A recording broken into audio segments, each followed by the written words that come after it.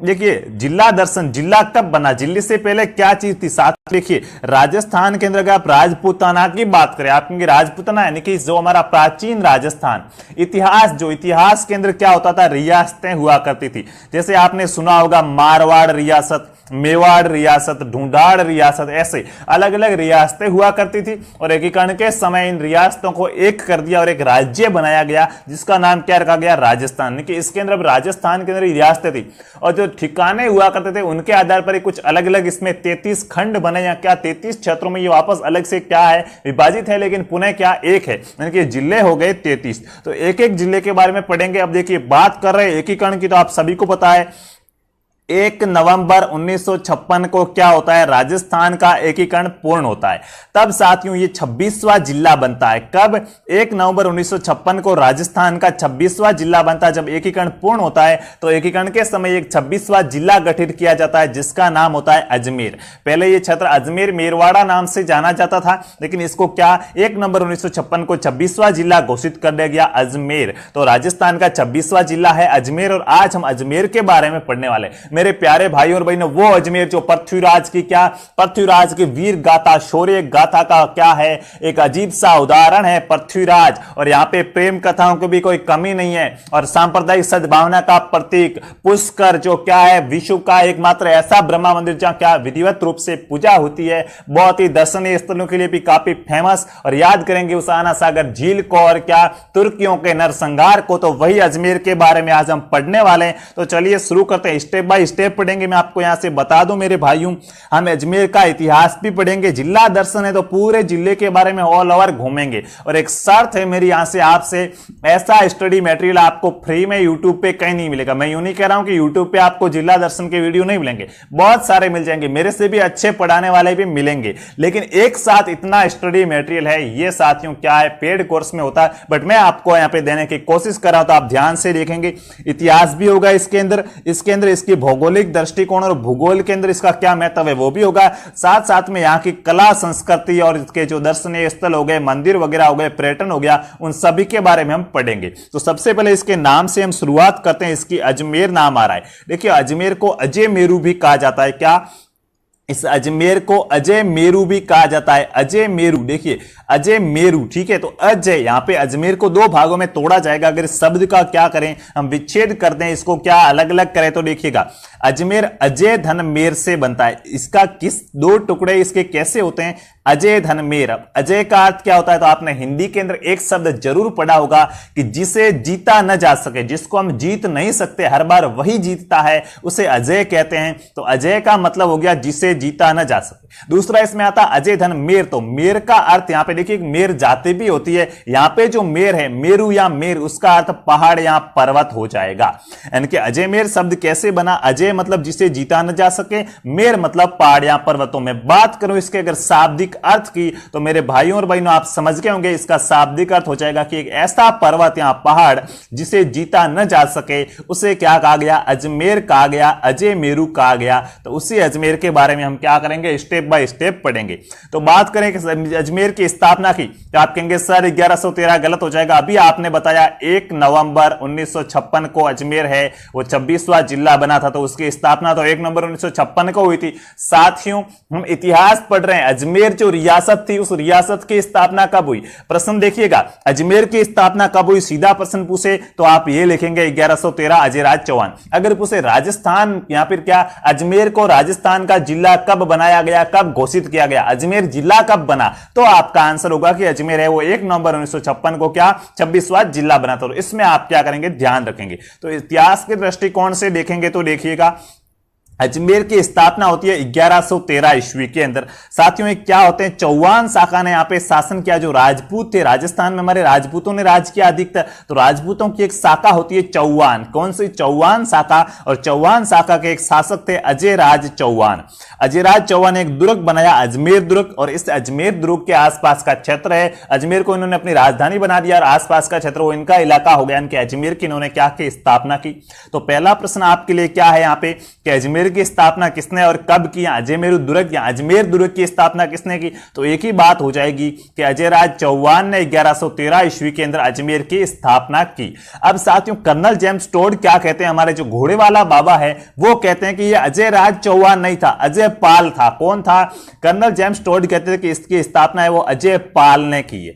कुछ समझ में आ रहा है? मैं यहां पे बोल रहा हूं कि अजमेर की स्थापना अजय राज ने की है, कर्नल जेम्स टोड कह रहे हैं अजय पाल ने की। साथियों यहां पीछे राज लग रहा है और यहां पाल लग रहा है, किसको सही माने? साथियों अजय राज को सही मानेंगे, क्योंकि हम अगर अजमेर का इतिहास देखें तो अजय राज के बाद देखिए थोड़ा सा करते हैं तो अर्णव राज पीछे राज आ रहा है, विग्रह राज पीछे राज आ रहा है, पृथ्वी राज पीछे राज, यानी कि जो ज्यादातर जो नाम के पीछे राज आ रहा है वो अजमेर के शासक थे, अजमेर पे उन्होंने राज किया है, तो हम इसको अजय राज चौहान राइट मानेंगे। लेकिन ध्यान दीजिए आप अगर पटवार की तैयारी कर रहे हैं, आरएस ग्राम सेवक वगैरह की तैयारी कर रहे हैं हाई लेवल, तो आपको वहां पे क्या मिलेगा? प्रश्न ऐसे भी पूछा जा सकता है कि कर्नल जेम्स टोड के अनुसार अजमेर की स्थापना किसने की, तो कर्नल जेम्स टोड का नाम लेके पूछे तो आप अजय पाल लिखेंगे। भाइयों इन चीज का आप क्या करेंगे? ध्यान रखेंगे, तभी आप एग्जाम को अच्छे से क्लियर कर पाएंगे। तो ये तो बात कर दी हमने इसके शाब्दिक अर्थ की और स्थापना की, और जिले की बात मैं आपको पहले बता चुका था कि ये 1 नवंबर 1956 को क्या राजस्थान का 26वां जिला बना था। अब बात करते हैं भाइयों इसके प्राचीन नामों की। अजमेर के बहुत से प्राचीन नाम है, क्या है? बिल्कुल उन सभी को देखेंगे। देखिए प्राचीन नाम या उपनाम कह सकते हैं, और भी किन नामों से जाना जाता है,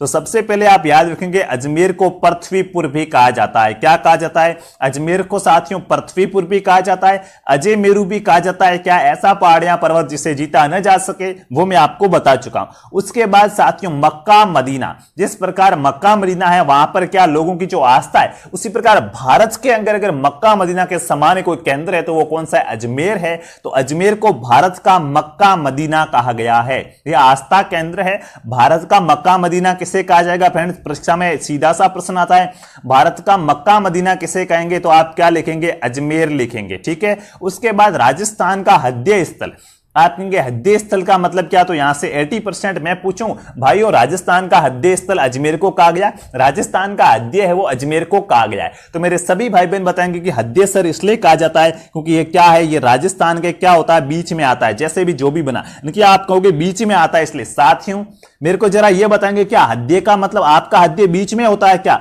साथियों हृदय थोड़ा सा क्या बाईं ओर झुका हुआ होता है, बीच में नहीं होता, सेंटर में नहीं होता है। तो ये अजमेर भी क्या, जिस प्रकार हमारे शरीर में हृदय का स्थान होता है ना, उसी प्रकार राजस्थान में हृदय की जगह क्या अजमेर आ रहा है। बीच का पूछे, अगर मध्य में पूछे ना तो मध्य में साथियों हमेशा ध्यान रखना नागौर होगा, अजमेर नहीं होगा। यहां पे और कंफ्यूज होता है। जितने भी पॉइंट है मैं स्टेप बाय स्टेप सारे क्लियर करते चलूंगा। आज दिन तक आपने तैयारी नहीं की है फिर भी आप यहां से सारा कॉन्सेप्ट क्लियर कर लोगे, और बहुत सी तैयारी कर चुके हो तो भी बहुत से नए पॉइंट आपको यहां पे देखने को मिलेंगे। तो राजस्थान का हृदय तो थोड़ा सा बाईं ओर होता है, तो ये अजमेर से नागौर है वो नागौर से थोड़ा सा बाईं ओर ऐसे अजमेर आएगा, तो अजमेर को हम हृदय कहेंगे। और मध्य में पूछे, मध्यवर्ती पूछे, बीच में पूछे तो नागौर होगा। इस चीज का आप ध्यान रखेंगे। उसके बाद साथियों इसको राजस्थान का जिब्राल्टर कहा गया, आप याद रखेंगे। राजस्थान का जिब्राल्टर किसे कहा गया? अजमेर को कहा गया। अजमेर दुर्ग ऑप्शन में मिले वो भी आपका क्या होगा? सही होगा। गढ़ बीठली, जिब्राल्टर ये सभी अजमेर के लिए प्रयुक्त किए गए। राजस्थान का नाका, आप कहेंगे ये नाका क्या होता है? साथियों आप देखिएगा, कोई चोर है वो क्या आपकी गाड़ी लेके भाग रहा है तो आप पुलिस को कॉल करते हो 100 नंबर पे और कहते हो सर नाकाबंदी कीजिएगा, मेरी गाड़ी लेके कोई भाग रहा है। नाकाबंदी यानी कि क्या करते हैं भाई, यहां वहां पे क्या गाड़ियों को रोक लेते हैं, यानी कि क्या नाका। वैसे आपने देखा होगा टोल वाले होते हैं नहीं होते, टोल टैक्स लेते हैं जो टोल वाले सड़कों पे, वो क्या है? वो एक प्रकार का नाका ही है। वहां पे गाड़ियां रुकती है और क्या टैक्स दे के आगे जाती है, वो पैसे चुका के आगे जाती है। उसी प्रकार साथियों अजमेर भी एक प्रकार का कह सकते हैं कि नाका था।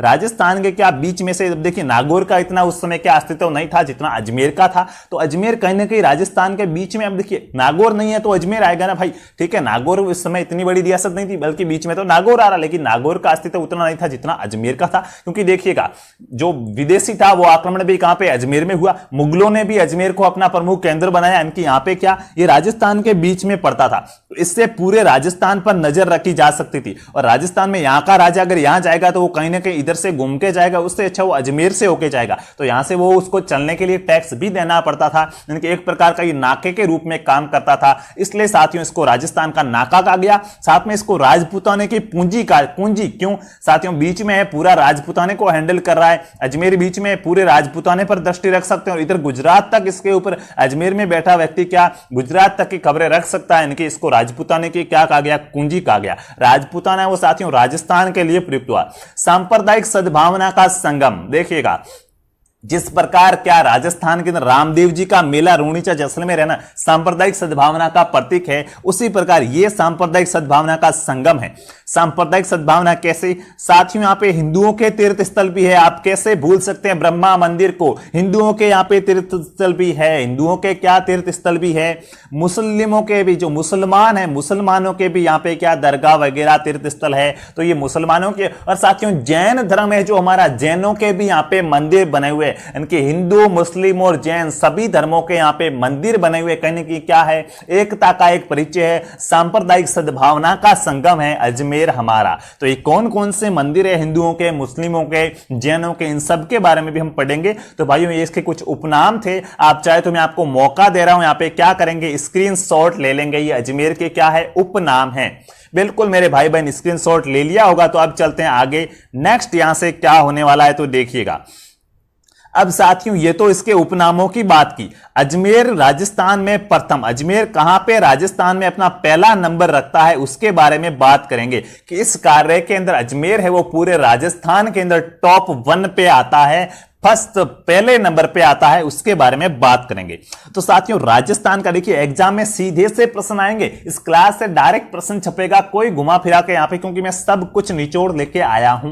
तो राजस्थान का प्रश्न आए कि राजस्थान का प्रथम हाईटेक डाकघर कहां स्थापित किया गया, तो आप सभी को बता दूं पुष्कर में किया गया। आप कहेंगे सर हमें तो अजमेर पढ़ रहे हैं, पुष्कर कहां से आ गया, साथियों अजमेर के अंदर यह पुष्कर और पुष्कर झील आपने सुना होगा, पुष्कर में ब्रह्मा जी का मंदिर सुना होगा, तो पुष्कर अजमेर में पड़ता है। तो वहीं पे क्या किया गया, राजस्थान का प्रथम हाईटेक डाकघर स्थापित किया गया पुष्कर अजमेर में। एक प्रश्न आपका कंप्लीट हुआ। दूसरा, राजस्थान की प्रथम पुष्प मंडी, साथियों राजस्थान की पहली पुष्पों की मंडी लगी थी। जिस प्रकार आप सब्जी मंडी में जाते हो सब्जियां खरीदने, उसी प्रकार पुष्पों की मंडी लगी जहां पे पुष्प मिलेंगे आपको। तो राजस्थान की पहली पुष्प मंडी कहां पे लगी, तो गानाहेड़ा, क्या नाम है स्थान का, गानाहेड़ा पुष्कर के अंदर, और पुष्कर है वो अजमेर में है। तो राजस्थान का प्रथम हाईटेक डाकघर भी पुष्कर में हो जाएगा, राजस्थान की प्रथम पुष्प मंडी है वो गानाहेड़ा पुष्कर के अंदर हो जाएगी। उसके बाद साथियों राजस्थान की प्रथम डेयरी, डेयरी कौन सी, दूध वाली डेयरी भाइयों, जहां से आप सुबह उठ के क्या चाय बनाने के लिए दूध लाते हो,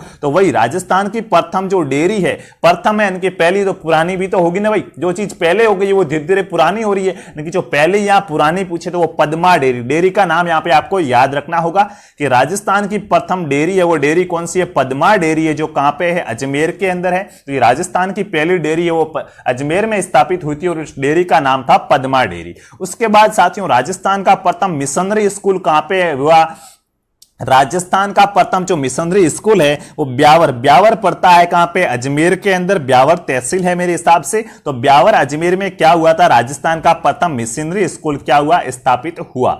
उसके बाद नेक्स्ट प्रश्न देखिएगा, राजस्थान की प्रथम हाई सिक्योरिटी जेल, साथियों ऐसी जेल है जहां पे क्या सिक्योरिटी बहुत ही फुल है, इतनी सिक्योरिटी है वो राजस्थान के और किसी जेल में नहीं थी जब ये जेल स्थापित हुई। उनकी राजस्थान की पहली हाई सिक्योरिटी जेल कौन सी है, तो गुगरा घाटी जेल है अजमेर के अंदर। कहां पे, राजस्थान की जो प्रथम हाई सिक्योरिटी जेल है, सिक्योरिटी हाई सिक्योरिटी इनकी बहुत ही ज्यादा सुरक्षा थी, सुरक्षित, तो वो कहां पे, घूगरा घाटी है अजमेर के अंदर स्थान है, वहां पे है राजस्थान की प्रथम हाई सिक्योरिटी जेल। उसके बाद राजस्थान की प्रथम आयुर्वेदिक औषध प्रयोगशाला, राजस्थान की जो पहली आयुर्वेदिक औषध प्रयोगशाला थी, लेब, आयुर्वेदिक लेब थी औषधियों की, वो भी अजमेर के अंदर स्थापित हुई थी। राजस्थान का प्रथम सिस्मोग्राफ सेंटर, जो आप रिएक्टर या रिएक्टर पैमाने सिस्मोग्राफ कहते हो, जिससे आप क्या करते हो, भूकंप की तीव्रता नापते हो, वही राजस्थान का पहला सिस्मोग्राफ संयंत्र है वो अजमेर में स्थापित हुआ था। यहां पे मैंने लिख दिया है, देखिएगा मैंने लिख दिया कि अजमेर में राजस्थान, अजमेर राजस्थान में प्रथम। तो इन चीजों के अंदर अजमेर क्या राजस्थान में प्रथम है, तो आपको ये जो नीचे पॉइंट लिखे हुए इससे ही संबंधित है, इनमें क्या अजमेर पहला नंबर है, तो इनको आप क्या करेंगे, याद रखेंगे। तो देखिएगा राजस्थान का अगर आपको प्रथम सिस्मोग्राफ सेंटर पूछे तो वो अजमेर हो जाएगा। उसके बाद बड़ा अच्छा प्रश्न है, राजस्थान का एकमात्र कला वृक्ष, देखिएगा आप कहेंगे राजस्थान का कल्प वृक्ष, नाम सुनते हमारे दिमाग में तो खेजड़ी आ रहा है। साथियों, कल्प वृक्ष की उपमा दी गई है खेजड़ी को, लेकिन सिर्फ राजस्थान में एक ही कल्प वृक्ष है। वो कहां पे है? तो वो एक कल्प वृक्ष वास्तव में कल्प वृक्ष है, तो उसका आपसे पूछा गया, वहां पे मेला भी पड़ता है, उस मेले का नाम होता है कल्प वृक्ष मेला। तो ये कहां पे? तो साथियों, अजमेर के अंदर स्थान पड़ता है मांगलियावास। कौन सा? मांगलियावास। तो राजस्थान का एकमात्र जो कल्प वृक्ष है वो मांगलियावास अजमेर के अंदर है, और यहां पे कल्प वृक्ष मेला पड़ता है। ये इंपोर्टेंट है, परीक्षा में प्रश्न है, कल्प वृक्ष मेला कहां पे पड़ता है? मांगलियावास अजमेर में कल्प वृक्ष मेला पड़ता है। कब पड़ता है? तो क्या श्रावण अमावस्या को क्या भरता है साथियों? कल्प वृक्ष का मेला भरता है। इन क्षेत्रों में राजस्थान के अंदर अजमेर का प्रथम स्थान है। और भी होंगे, जैसे किशनगढ़ के अंदर आप कहेंगे संगमरमर मंडी है जो एशिया की सबसे बड़ी मंडी है, बिल्कुल। तो वो हम किशनगढ़ को प्रॉपर रूप से पढ़ेंगे, क्योंकि कुछ ऐसी बड़ी तहसील है जिसको क्या बहुत उसके बारे में ज्यादा जानकारी हमें जाननी चाहिए, तो उनको हम पर्सनली रूप से पढ़ेंगे। तो वहां पे मैं आपको एक एक बताऊंगा, पढ़ेंगे इसी जिला दर्शन, लेकिन आगे पढ़ेंगे। पहले हम इसका इतिहास देख लेते हैं कि अब अजमेर की स्थापना अजयराज जी ने की थी। आप सबको पता है कि अजयराज चौहान ने क्या किया? अजमेर की स्थापना की, अजमेर दुर्ग बना के। अब और इसमें क्या क्या हुआ, क्या क्या नहीं हुआ, उनके बारे में हमें यहां पे पढ़ना क्या है, जरूरी है। अजमेर का इतिहास देखेंगे भी, इसका भौगोलिक दृष्टिकोण के साथ साथ यहाँ के क्या कला संस्कृति और पर्यटन स्थलों से भी हम क्या होंगे, वाजिब होंगे, उनसे भी हम क्या बिल्कुल ज्ञान अर्जित करेंगे। तो पहला है यहाँ पे अजयराज चौहान। किसको पढ़ेंगे? अजयराज चौहान को, जिन्होंने क्या अजमेर की स्थापना की थी। साथियों, उन्होंने 1113 से 1133 तक शासन किया है। शासन लिखिएगा, शासन है वो इतना इंपोर्टेंट नहीं है, यहां पे ढंग की बात बता रहा हूं, अच्छी बात बता रहा हूं। शासन साथियों, आज तक देखिएगा एग्जाम में, राजस्थान के जो एग्जाम होते हैं उनमें शासनकाल देखिए किनका पूछा जाता है। तो एक तो जो बीकानेर के राजा है रायमल हो गए, करण सिंह, इनका पूछा जाता है। एक जो महाराणा प्रताप हो गए, इनका शासनकाल पूछा जाता है। कुंभा और सांगा का शासनकाल पूछा जाता है मेवाड़ के। और इधर मारवाड़ में अगर पूछ भी ले तो मालदेव का पूछ सकता है, और किसका नहीं। ठीक है, ये कुछ इंपोर्टेंट जो योद्धा है इन्हीं के शासनकाल पूछे जाते हैं। बाकी इतना शासनकाल आपको याद करने की कोई जरूरत नहीं है, ये एग्जाम में नहीं पूछे जाता। ठीक है, अब देखिएगा, अजयराज ने इसकी स्थापना की थी अजमेर की, तो अजय मेरु दुर्ग बनाया था। दुर्ग का नाम क्या? अजमेर दुर्ग या अजय मेरु दुर्ग बनाया। उसके साथ साथ साथियों, मालवा का नरेश था, मालवा का राजा था कौन? नरवर्मन। मालवा के नरवर्मन को क्या अजयराज ने हराया था। और अजयराज है वो शैव धर्म का अनुयायी था। कौन से धर्म का? शैव धर्म का। आपके सर शैव धर्म में किसकी पूजा की जाती है? शैव से आपको पता चल रहा होगा, हाँ, भोले भंडारी। कौन? शिव जी की पूजा की जाती है शैव धर्म में। तो अजयराज चौहान है वो शैव धर्म का अनुयायी था। और साथियों, इस बंदे ने क्या किया भाई? चांदी और तांबे के सिक्के चलाए थे। चांदी और तांबे के सिक्के चलाए थे अजमेर में। किसने? अजयराज चौहान ने। इनकी साथियों एक रानी थी जिनका नाम क्या? कहीं पे हमें सोमलेखा मिलता है तो कहीं पे सोमलवती मिलता है। कहीं पे तो इनकी रानी का नाम हमें सोमलेखा मिलता है, कहीं पे सोमलवती। बहुत भाई इनकी क्या, हाँ, ये कहीं ना कहीं से अच्छा सा प्रेम करते थे, तभी तो भाई क्या सिक्कों पर अपनी रानी का क्या उल्लेख करवा दिया था। तो बिल्कुल यहाँ पे क्या अजयराज चौहान के जो सिक्के हैं उन सिक्कों पे इनकी रानी सोमलेखा या सोमलवती का भी क्या उल्लेख मिलता है। अजयराज के बारे में आपको इतनी सी जानकारी यहां पे याद रखनी होगी। बाकी जो देखिएगा, चौहान वंश पढ़ते हैं ना हम, चौहान, तो वहां पे तो पूरा राजवंश पढ़ना है, तो उन्होंने स्टार्ट से एंड तक क्या क्या क्या सभी जानना है। हम अजमेर पढ़ रहे हैं तो अजमेर के जो जिला दर्शन से जो भी इंपोर्टेंट प्रश्न बनते हैं उनको मैंने यहाँ पे कंप्लीट कर दिया है। आपको यहाँ पे अजमेर, अगर किससे अजयराज चौहान से संबंधित पूछे तो डायरेक्ट पूछेगा अजमेर दुर्ग की स्थापना किसने की, अजमेर किसने बचाया और कब बचाया, वो चीज आपको ध्यान रखनी। दूसरा यहां से पूछता है क्या, हाँ, सिक्कों पर किनका उल्लेख था, तो सोमलेखा या सोमलवती है। दो नाम मिलते हैं, सेम ही है, लेकिन कहीं कहीं पे इनके अलग अलग नाम लिखे हुए, तो जो मैंने आपको यहां पे क्या कर दिया, बता दिया। तो मेरे भाई बहन एक बार स्क्रीनशॉट ले लेंगे। फिर हम चलते हैं अजयराज के बाद कौन से हमारे आना जी आते हैं। बिल्कुल आना जी आएंगे, जो क्या करेंगे, आना सागर झील का निर्माण कराएंगे। तो देखिए आना जी के बारे में हमें क्या, बिल्कुल देखिए साथियों, आना जी या अर्णोराज कहते हैं। नाम इनका अर्णोराज था, इनको आना जी के नाम से जाना जाता था। क्या आना जी, भाई अर्णोराज तो आना जी कहेंगे ना हम। क्या हमारे यहाँ पे जो मातृभाषा होती है उसमें किसी व्यक्ति का देखिए पूरा नाम थोड़े ही लेते हैं, लेकिन कुछ ऐसे देखिएगा, जैसे किसी का नाम है जैसे धन्ना राम, तो हम कहते हैं और धनजी कैसे, यानी कि छोट में। तो उसी प्रकार अर्णोराज जी को आना जी के नाम से जाना जाता था। एक ही व्यक्ति है, आप क्या यहाँ पे कंफ्यूज बिल्कुल भी नहीं होंगे। इनका शासनकाल 33 से 53 तक रहा था, 1133 से 1153 तक।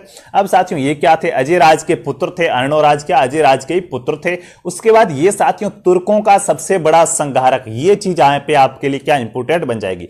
साथियों क्या इनके समय जो तुर्की थे ना, तुर्कियों का क्या होता था, आक्रमण होता था अजमेर पर। तुर्कियों का आक्रमण होता था तो इन्होंने तुर्कियों को इस तरह से घेर के मारा था। सबसे बड़ा संहारक माना जाता है इनको तुर्कियों का। बहुत ज्यादा तुर्कियों को इन्होंने क्या किया, उनका संहार किया था, मारा था। तो अर्णो राजा आनाजी को क्या तुर्कियों का संहारक कहा जाता था। और यहां पे क्या एक उन्होंने झील बना दी थी, उस झील का नाम था आना सागर झील। क्या नाम था, आना सागर झील था। अर्णो जी या अर्णो राज या आना जी ने बनाई थी आना सागर झील। अब परीक्षा में यहां से प्रश्न आएगा, झीलों में आता है ये टॉपिक, बट आपको यहां पे दे देता हूं कमेंट वर्क के लिए कि आना सागर झील में किस नदी का पानी आता है। ये प्रश्न आप यहां पे क्या करेंगे, लिखेंगे। ठीक है, अब चलते हैं अगले की ओर। देखिए नेक्स्ट प्रश्न, नेक्स्ट अगला कौन आएगा, ये इंपॉर्टेंट है भाइयों। यहां से आपके 2 से 3 प्रश्न बनते हैं एग्जाम में, तो इनको आप क्या करेंगे, अच्छे से देखेंगे। कौन है, आप कहेंगे 2 से 3 प्रश्न हमें कौन दिलाएंगे एग्जाम में, तो वो कौन है, विग्रहराज चतुर्थ। 2 से 3 प्रश्न इंपॉर्टेंट बन सकते हैं एग्जाम में, एक आध प्रश्न यहां से आपको मिल सकता है। तो देखिएगा विग्रहराज चतुर्थ, जिनको साथियों बीसल देव के नाम से भी जाना जाता है। क्या, विग्रहराज चतुर्थ, या फिर हम इसको बीसल देव भी कह सकते हैं, ये इनका ही नाम था। 1153 से 1164 तक इन्होंने क्या किया, अजमेर पर शासन किया था। अब साथियों ये अर्णोराज के पुत्र थे भाई। क्या अजय राज जी इनके दादाजी थे, ये अर्णोराज के क्या थे, पुत्र थे। अब इनके उपनामों से प्रश्न आता है। क्या, कवि बांधव किसे कहा जाता है, एग्जाम में प्रश्न आता है, कवि बांधव किसे कहते हैं, कटिबंधु किसे कहा जाता है। तो ये चीजें आप ध्यान रखेंगे कि विग्रहराज चतुर्थ या बीसल देव, दोनों में से दोनों व्यक्ति सेम है। दोनों में से जो भी आपको ऑप्शन मिले टिक कर देना कि कवि बांधव, कटिबंधु, ये सभी किसको, विग्रहराज चतुर्थ को कहा जाता है या फिर बीसल देव को कहा जाता है। तो फ्रेंड्स यहां से ये प्रश्न तो एक बनता है, आप सभी को पता होना चाहिए। कवि बांधव वाला प्रश्न एग्जाम में आता है, किसे कहा जाएगा, तो विग्रहराज चतुर्थ या बीसल देव को कहा जाएगा, आप याद कर लेंगे। साथियों इनका जो शासन काल था ना, वास्तव में मैं कहना चाहूंगा इस बंदे में क्या था, दम था। इनके सीने में क्या था, दम था। साथियों आपको मैं बता दूं, भारत की अभी वर्तमान में राजधानी क्या है, नई दिल्ली है। दिल्ली है, चेंज तो नहीं हुई, नहीं भाई, रात रात में नहीं हुई।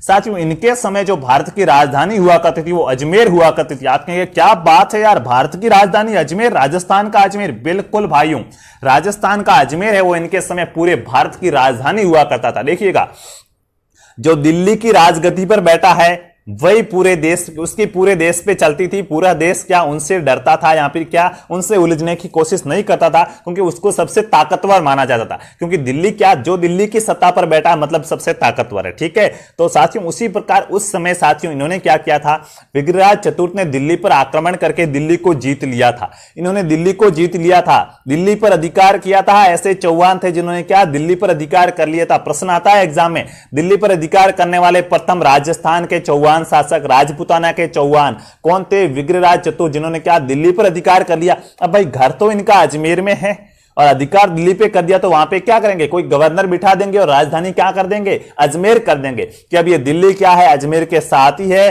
और भारत की अब मैं राजधानी क्या करता हूं, अजमेर करता हूं। अब भारत का जो प्रमुख केंद्र रहेगा वो कौन रहेगा, अजमेर रहेगा। तो बहुत अच्छा सा प्रश्न है, अच्छी सी आपको यहां पे जानकारी मिलेगी। क्या कि किसके समय भारत की राजधानी अजमेर थी। एग्जाम में प्रश्न है किस शासक के समय भारत की राजधानी अजमेर थी, तो आप लिख देंगे बीसल देव के समय, या फिर क्या विग्रहराज चतुर्थ के समय भारत की राजधानी क्या थी, अजमेर थी, और इन्होंने दिल्ली पर अधिकार कर लिया था। ऐसे ये चौहान शासक थे प्रथम। तो ये चीजें आपको बीसल देव के बारे में याद रखनी। दूसरा प्रश्न यहां से आपके लिए बनेगा, और तीसरा प्रश्न यहां से बनेगा क्या, हरिकेली नाटक। साथियों इन्होंने एक नाटक लिखा था, हरिकेली नाटक। प्रश्न आएगा हरिकेली नाटक के रचयिता कौन है, तो बीसल देव ऑप्शन में आपको जरूर मिलेगा, या विग्रहराज चतुर्थ एक ही व्यक्ति है। तो हरिकेली नाटक लिखा था विग्रहराज चतुर्थ ने। इसमें क्या था साथियों, हरिकेली नाटक के अंदर तो जो अर्जुन है, हाँ गांडीवधारी अर्जुन, पार्थ और क्या भगवान शिव के मध्य युद्ध का वर्णन है हरिकेली नाटक के अंदर, जो आपको क्या याद रखना होगा। और याद कीजिए उस 2.5 दिन के झोंपड़े को, उसकी दीवारों पर भी हरिकेली नाटक के क्या कुछ भाग चित्रित है, लिखे हुए हैं। ठीक है, तो यहां पे आपको फिलहाल याद रखना है कि हरिकेली नाटक किसने लिखा था, बीसल देव ने लिखा था हरिकेली नाटक। उसके बाद चलते हैं अगले प्रश्न की ओर। अगला प्रश्न मतलब अगला पॉइंट, तो साथियों देखिए बीसल देव रासो है, एक ग्रंथ आता है बीसल देव रासो, किसने लिखा, तो बीसल देव रासो है वो बीसल देव ने नहीं लिखा है। बीसल देव ने हरिकेली नाटक लिखा है। बीसल देव रासो साथियों किसने लिखा, नरपति नलह ने लिखा है। किसने, नरपति नलह ने लिखा है बीसल देव रासो। और इसकी भाषा अगर पूछी जाए तो बिसलदेव भाषा, जो बिसलदेव रासो है वो साथियों गोडवाड़ी भाषा में लिखा गया है। कौन सी भाषा में? जिस प्रकार हमारे यहाँ पे क्या डिंगल, पिंगल, मारवाड़ी, ये राजधानी, ये भाषा हुआ करती थी, उसी प्रकार बिसलदेव रासो है वो गोडवाड़ी भाषा के अंदर लिखा गया है। किसने लिखा? नरपति नलन है। और यहाँ पे पटवार के एग्जाम के अंदर एक प्रश्न आया था कि बिसलदेव रासो में महिला प्रेम प्रसंग का वर्णन हुआ है, उस महिला का नाम बताओ। महिला पात्र का नाम पूछा गया था, तो ध्यान रखना यहाँ पे महिला पात्र कौन है? राजमती है। क्या है? राजमती महिला है। बिसलदेव रासो में क्या, ये प्रश्न मैं आपको पहले भी करा चुका हूं, ठीक है। यहाँ पे टाइपिंग में मिस्टेक थी, सजमती लिख दिया गया था, सजमती नहीं है भाई, राजमती है। यहाँ पे अच्छे से आपको समझ में आ चुका होगा कि बिसलदेव रासो में जो महिला पात्र थी वो कौन थी? राजमती थी। और साथियों इनके दरबारी थे सोमदेव। बिसलदेव रासो के दरबारी कौन थे? तो सोमदेव थे बिसलदेव रासो के दरबारी। जो आपको क्या याद करना होगा बिसलदेव रासो के बारे में, अगर आप इतनी सी बातें याद कर लेते हैं तो फिर हम पृथ्वीराज की तरफ चलेंगे। 4 बास 24 गज 8 अंगुल प्रमाण ते ऊपर बैठो सुल्तान मत चूके चौहान, उस चौहान के बारे में भी पढ़ेंगे। लेकिन पहले पृथ्वीराज द्वितीय आता। अब आप कहेंगे सर द्वितीय तरते क्या माजरा है बताओ, तो देखिएगा। सपोज दैट आपका नाम क्या है? गोविंद है। आपका नाम क्या है? गोविंद है। आपका नाम हो गया गोविंद, ठीक है। अब साथियों क्या होगा, 4-5 पीढ़ी बाद आप देखिए भाई, पुत्र का नाम तो पिता के नाम जैसा हम रखते नहीं, हमारी संस्कृति नहीं है कि जो पिता का नाम है वो क्या 2-3 हम तो नहीं रखने की कोशिश करते हैं। लेकिन साथियों यहाँ पे क्या, हाँ, इनकी कुछ पीढ़ियों के बाद वापस किसी बंदे का नाम क्या गोविंद रख लिया गया। तो अब साथियों ये गोविंद कौन से वाला? इससे पहले एक गोविंद इनके वंश में और हो चुका है, तो इस गोविंद को फर्स्ट कह देंगे और इस गोविंद को सेकंड कह देंगे। इसके बाद और भी 2-4 पीढ़ी आगे चलकर कोई अपने पुत्र का नाम गोविंद रखता है इसी वंश के अंदर, तो वो कौन सा हो जाएगा? फिर वो गोविंद थर्ड हो जाएगा। तो इसी प्रकार पृथ्वीराज द्वितीय आएंगे, पहले हो चुके थे एक, ठीक है, लेकिन उनके बारे में इतना विस्तृत क्यों है, कोई डिटेल नहीं है पढ़ने। अब द्वितीय के बारे में भी कुछ नहीं है, सिर्फ इतना याद रखना है, प्रश्न अगर आ जाए तो, कि अजमेर में मूर्ति कला का जनक किसे माना गया है, तो पृथ्वीराज सेकंड को अजमेर में मूर्ति कला का जनक माना गया, इसलिए हम इनको पढ़ रहे हैं। बाकी एग्जाम की दृष्टिकोण से जो ज्यादा इंपोर्टेंट है वो पृथ्वीराज थर्ड है। सिर्फ एग्जाम की दृष्टिकोण से नहीं बल्कि पूरे राजस्थान, पूरे भारत के अंदर जहां भी वीरों का नाम लिया जाएगा वहां पे पृथ्वीराज तथ्य क्या है? इंपोर्टेंट है।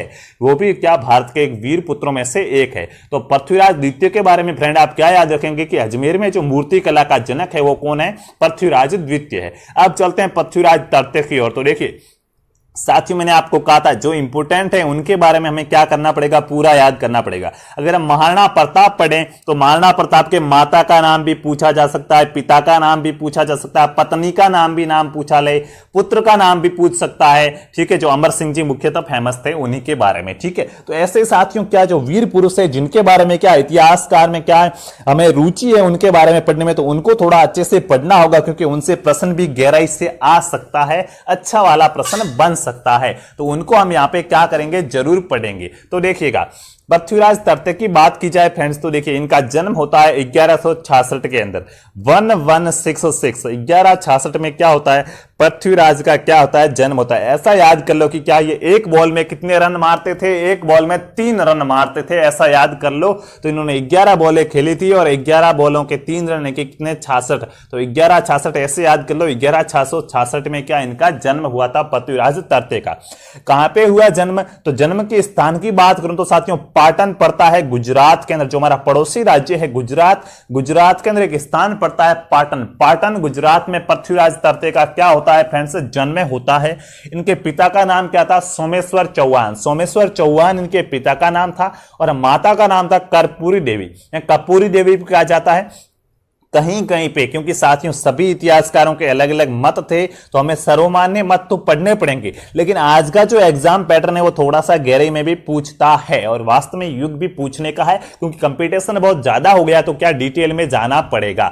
तो कलचूरी भी कहीं कहीं पे मिलता है कि इनके माता का नाम क्या था? कलचूरी था। तो आप दोनों याद रखेंगे, ऑप्शन में आपको एक ही मिलेगा, कर्पूरी देवी या कलचूरी क्या इनकी माता का नाम था। पिता सोमेश्वर जी चौहान, इनका स्थान जन्म स्थान है वो क्या? पाटन गुजरात में। 1166 में ये क्या होते हैं? जन्म होता है इनका। अब इनके बारे में और क्या पढ़ेंगे? तो देखिए आप महाराणा प्रताप के घोड़े का नाम तो बड़े चाव से याद कर लेते कि चेतक था महाराणा प्रताप के घोड़े का नाम। हालांकि आप इसको चेतक लिखते हो तो भी वो भी सही माना जाता है, लेकिन वास्तव में सही चेतक है, बाकी चेतक भी सही माना गया है। इनके घोड़े का नाम था नाट्यरंबा। इनके पास नाट्यरंबा नाम का घोड़ा था, नाचने वाला घोड़ा कह सकते हैं। ये इनका क्या? नाचने वाला घोड़ा था, ठीक है, नाचने वाला घोड़ा, नाचने वाला घोड़ा था पृथ्वीराज तृतीय का। देखिएगा, अगर ऐसे भी पूछ लें कि पृथ्वीराज तरते का नाचने वाला घोड़ा कौन सा था, तो नाट्यरंभा आप याद करेंगे कि पृथ्वीराज तरते के घोड़े का नाम क्या था, नाट्यरंभा घोड़ा था। अब साथियों इनके उपनाम, इनको और किन किन नामों से जाना जाता है, पहचाना जाता है, तो माइयों देखिएगा उपनामों की बात करें तो इनको राय पिथौरा कहा गया। राय पिथौरा की इनको उपाधि या क्या उपनाम कह सकते हैं, तो राजस्थान के इतिहास में राय पिथौरा के नाम से किसे जाना जाता है, तो मेरे भाई बहन याद रखेंगे पृथ्वीराज तरते को राय पिथौरा के नाम से जाना जाता है। कहां के शासक थे, अजमेर के शासक थे भाइयों, क्या पृथ्वीराज तरते अजमेर के शासक थे। इनको दल पुंगव कहा गया, दल पुंगव विश्व विजेता, इनकी दल पुंगव का अर्थ हो जाएगा विश्व का विजेता। पृथ्वीराज तरते को क्या दल पुंगव या विश्व विजेता कहा गया। इनकी आप उपाधियां मुख्यतः दो याद रखनी है आपको, एग्जाम में इनके बारे में ज्यादा पूछा जाता है। राय पिथौरा और दल पुंगव किसे कहा कहा गया, तो पृथ्वीराज पृथ्वीराज तरते को कहा गया। साथियों 1166 के अंदर भी मैंने आपको बताया क्या हुआ, जन्म हुआ। 11 बॉले थी, 3 रन मारे, 66, 1166 में इनका क्या हुआ, जन्म हुआ। ऐसे आप कहेंगे 33 हो गया सर, वो तो 1133 हो रहा है, आप तो 66 कह रहे हैं। 11 गुणा 3 हो जाएंगे 66, छक्का मार दो यार, ठीक है, 3 नहीं। अभी क्या आईपीएल जो चल रहा है उसमें क्या आपको छक्का मारना, सॉरी ये भूल से कह दिया, क्या 11 गुणा 6 करेंगे 66 हो जाएगा, ठीक है भाई, बिल्कुल। तो यह आप थोड़ा सा बिल्कुल मैंने आपका कमेंट देख लिया है। अब देखिए 1166 में इस बंदे का जन्म होता है और 1177 में क्या होता है, ये राजगद्दी पर बैठता है। कि 66 और 10 76 और 1 77, 11 वर्ष की उम्र में साथियों क्या बन जाते हैं, राजा बन जाते हैं। पृथ्वीराज तरते वो क्या मात्र 11 वर्ष की उम्र में साथियों क्या बनते हैं, राजा बन जाते हैं, अजमेर के शासक बन जाते हैं। तभी तो इन्हें सम्राट पृथ्वीराज चौहान के नाम से जाना जाता है। अब साथियों इनके चाचा का एक लड़का था नागार्जुन, जो क्या बीच में क्या कांटा बना हुआ था, बाधा बना हुआ था। तो इन्होंने क्या कर दिया, राजा बनते ही क्या कर दिया, इनका जो चचेरा भाई था, चाचा जी का लड़का था नागार्जुन, उनका क्या कर दिया, वध कर दिया। तो नागार्जुन का वध किया पृथ्वीराज ने। उसके बाद और पृथ्वीराज के बारे में क्या याद रखना है, देखिए अब इन्होंने युद्ध किए हैं, तो युद्ध तो हमें याद रखने होंगे, और संयोगिता वाले स्टोरी भला कौन नहीं जानता है, तो वो भी हमें यहाँ पे क्या पढ़नी होगी। तो आप मेरे साथ जुड़े रहेंगे, बहुत ही अच्छे तरीके से हम इसको क्या समझने वाले हैं कि पृथ्वीराज तरते से संबंधित जो भी क्या महत्वपूर्ण युद्ध है, और इनका एक युद्ध क्या भारतीय इतिहास का एक निर्णायक युद्ध माना गया है, जहां से क्या साथियों गुलाम वंश की स्थापना हो जाती है। तो वो तो क्या आप सिर्फ राजस्थान की नहीं बल्कि इंडिया जीके का कोई भी एग्जाम दे रहे हो, तो ये भाई युद्ध तो आपके लिए क्या है, इंपोर्टेंट है। पृथ्वीराज तरते का युद्ध मोहम्मद गोरी के साथ, वो क्या है आपके लिए बहुत ही इंपोर्टेंट है। तो चलिए पहला हम इनका युद्ध पढ़ते हैं 1178 के अंदर। देखिए 77 के अंदर तो भाई क्या हुए थे, राजा बने। 77 में साथियों क्या हुए थे, देखिए राजा बन गए, और 12 वर्ष की उम्र यानी कि 78 के अंदर इन्होंने क्या कर दिया, युद्ध कर दिया। युद्ध कहां से किया भाइयों, तो देखिएगा गुड़गांव हरियाणा, गुड़गांव पड़ता है साथियों हरियाणा के अंदर। तो इस युद्ध को कहा गया गुड़गांव हरियाणा। ये युद्ध पूछा नहीं जाता है, आपको बेसिकली याद रखना, बाकी इनके तराइन का युद्ध पूछा जाएगा।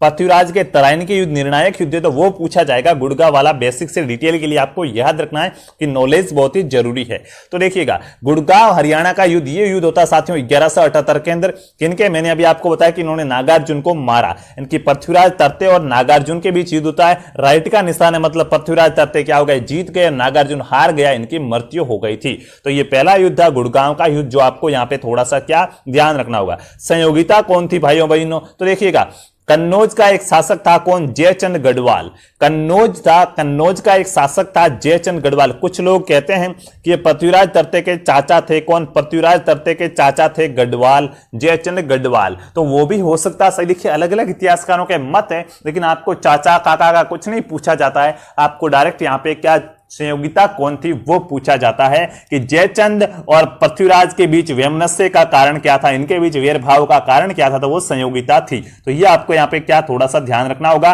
तो साथियों कन्नौज का एक शासक था जयचंद गढ़वाल, उसकी पुत्री थी संयोगिता। पृथ्वीराज का भाई से क्या लेना देना, साथियों ये पृथ्वीराज की क्या थी, प्रेमिका थी, पृथ्वीराज तरते की प्रेमिका थी। ये इनकी पत्नी भी कह सकते हैं, शादी की थी इन्होंने इससे भाई, ठीक है। तो ऐसे कह सकते हैं इन्हों के बीच में, दोनों के बीच में क्या था, प्रेम था। इन दोनों के बीच क्या था, प्रेम था। और जयचंद नहीं चाहता था कि क्या संयोगिता का विवाह पृथ्वीराज तरते के साथ हो, लेकिन पृथ्वीराज तरते ने संयोगिता के साथ विवाह किया था। तो इन दोनों के बीच क्या हुआ, वेरभाव हो गया था। और ये बंदा साथियों, किसी से वेरभाव मत लेना जिंदगी में मोल, और लो तो क्या बिल्कुल जड़ तक को खत्म कर देना चाहिए, इनकी क्या बिल्कुल मामला सुलझा देना चाहिए, बीच में नहीं छोड़ना चाहिए। क्योंकि अगर इन्होंने क्या आपस में बैठकर बात कर ली होती कि भाई शादी वादी कर ली, अब जो तुम कहे वो मैं करने को तैयार हूं, लेकिन दुश्मनों से मत मिल, गद्दारी मत करना, करना तो क्या कुछ भारत का इतिहास अलग ही होता। लेकिन साथियों ये बंदा क्या, हाँ कहते हैं ना प्रतिशोध की ज्वाला भड़क रही है, तो इसके सीने में भी कहीं ना कहीं प्रतिशोध की ज्वाला भड़क रही थी। लेकिन इसने अपनी बेटी का नहीं सोचा, क्योंकि अब ये भाई क्या हो गए, इनके जीजाजी जवाई जी हो गए ना भाई, दामाद हो गए, तो साथियों उनका नहीं सोचा, अपनी बेटी का नहीं सोचा, और शत्रु से जाके हाथ मिला लेगा और क्या हो जाएगा, इस चौहान का यहां से क्या अंत करवा देगा। तो ये हम आगे पढ़ेंगे। देखिए इसके बाद दूसरा युद्ध होता है, कौन सा, महोबा या तुमुल का युद्ध। ये महोदा या तुमुल का युद्ध क्या था साथियों, पृथ्वीराज जो 1182 के अंदर क्या एक परमदिरदेव चंदेल था, चंदेलों से युद्ध करते थे, तो उसमें क्या पृथ्वीराज तरते वो जीत गए थे और परमदिरदेव क्या चंदेल है वो हार गया था। तो ये था महोबा या तुमुल का युद्ध, इसको महोबा या तुमुल का युद्ध कहा जाता है। जो डीपली आपके एग्जाम होते हैं, जो लेवल के एग्जाम होते हैं, उनमें ऐसे प्रश्न पूछे जाएंगे, बाकी नॉर्मली से प्रश्न यहां पे आते हैं। उसके बाद देखिएगा सिर्फ संयोगिता ही नहीं, एक और थी जिसका नाम क्या था, इच्छिनी थी, उसके लिए भी क्या युद्ध करना पड़ा था। तो उसके बारे में यहां पे हम पढ़ेंगे, जिसको कहा गया नागौर का युद्ध। नागौर का युद्ध किनके बीच हुआ, पृथ्वीराज तरते हमारे अजमेर वाले और भीमदेव द्वितीय। ये भीमदेव भाई कहां का था, ये साथियों गुजरात का था भीमदेव द्वितीय। नागौर में इन्होंने लड़ाई की, तो नागौर का युद्ध हो गया 1184 के अंदर। अब नागौर का युद्ध क्यों हुआ, तो इसका कारण थी इच्छिनी। अब इच्छिनी कौन थी भाई साथियों, इच्छिनी आबू के एक शासक थे, कौन, आबू के नरेश थे जैत्र सिंह या जैत सिंह कहेंगे, जैत्र सिंह की पुत्री थी इच्छिनी। लेकिन साथियों इच्छिनी की जो सगाई है वो सगाई किसके साथ, भीमदेव द्वितीय के साथ, भीम सिंह कह सकते हैं, उनके साथ हुई थी। इनकी जो सगाई है वो भीम सिंह के साथ हुई। लेकिन पृथ्वीराज ने क्या कर दिया भाई, इससे विवाह कर दिया। अब जरा सोचिएगा, जिसकी आपसे सगाई हो चुकी है, जिसकी आपसे सगाई हो चुकी है, कोई दूसरा बंदा उसके जाके विवाह कर दे तो कितना बुरा लगेगा। वर्तमान में हालांकि हमारे ऐसा नहीं होता, हमारी संस्कृति अभी भी क्या है, काफी हनन हो चुका है, फिर भी क्या गर्व है कि हम हमारी संस्कृति को लेकर चल रहे हैं, हमारी संस्कृति को जी रहे हैं। तो भाई इनको क्या हुआ, क्रोध आया, तो क्या होगा, युद्ध तो होगा ही। तो साथियों यहां पे क्या देखिएगा, इनकी सगाई तो भीम सिंह से हुई थी, लेकिन पृथ्वीराज तरते ने विवाह कर दिया, तो युद्ध हुआ।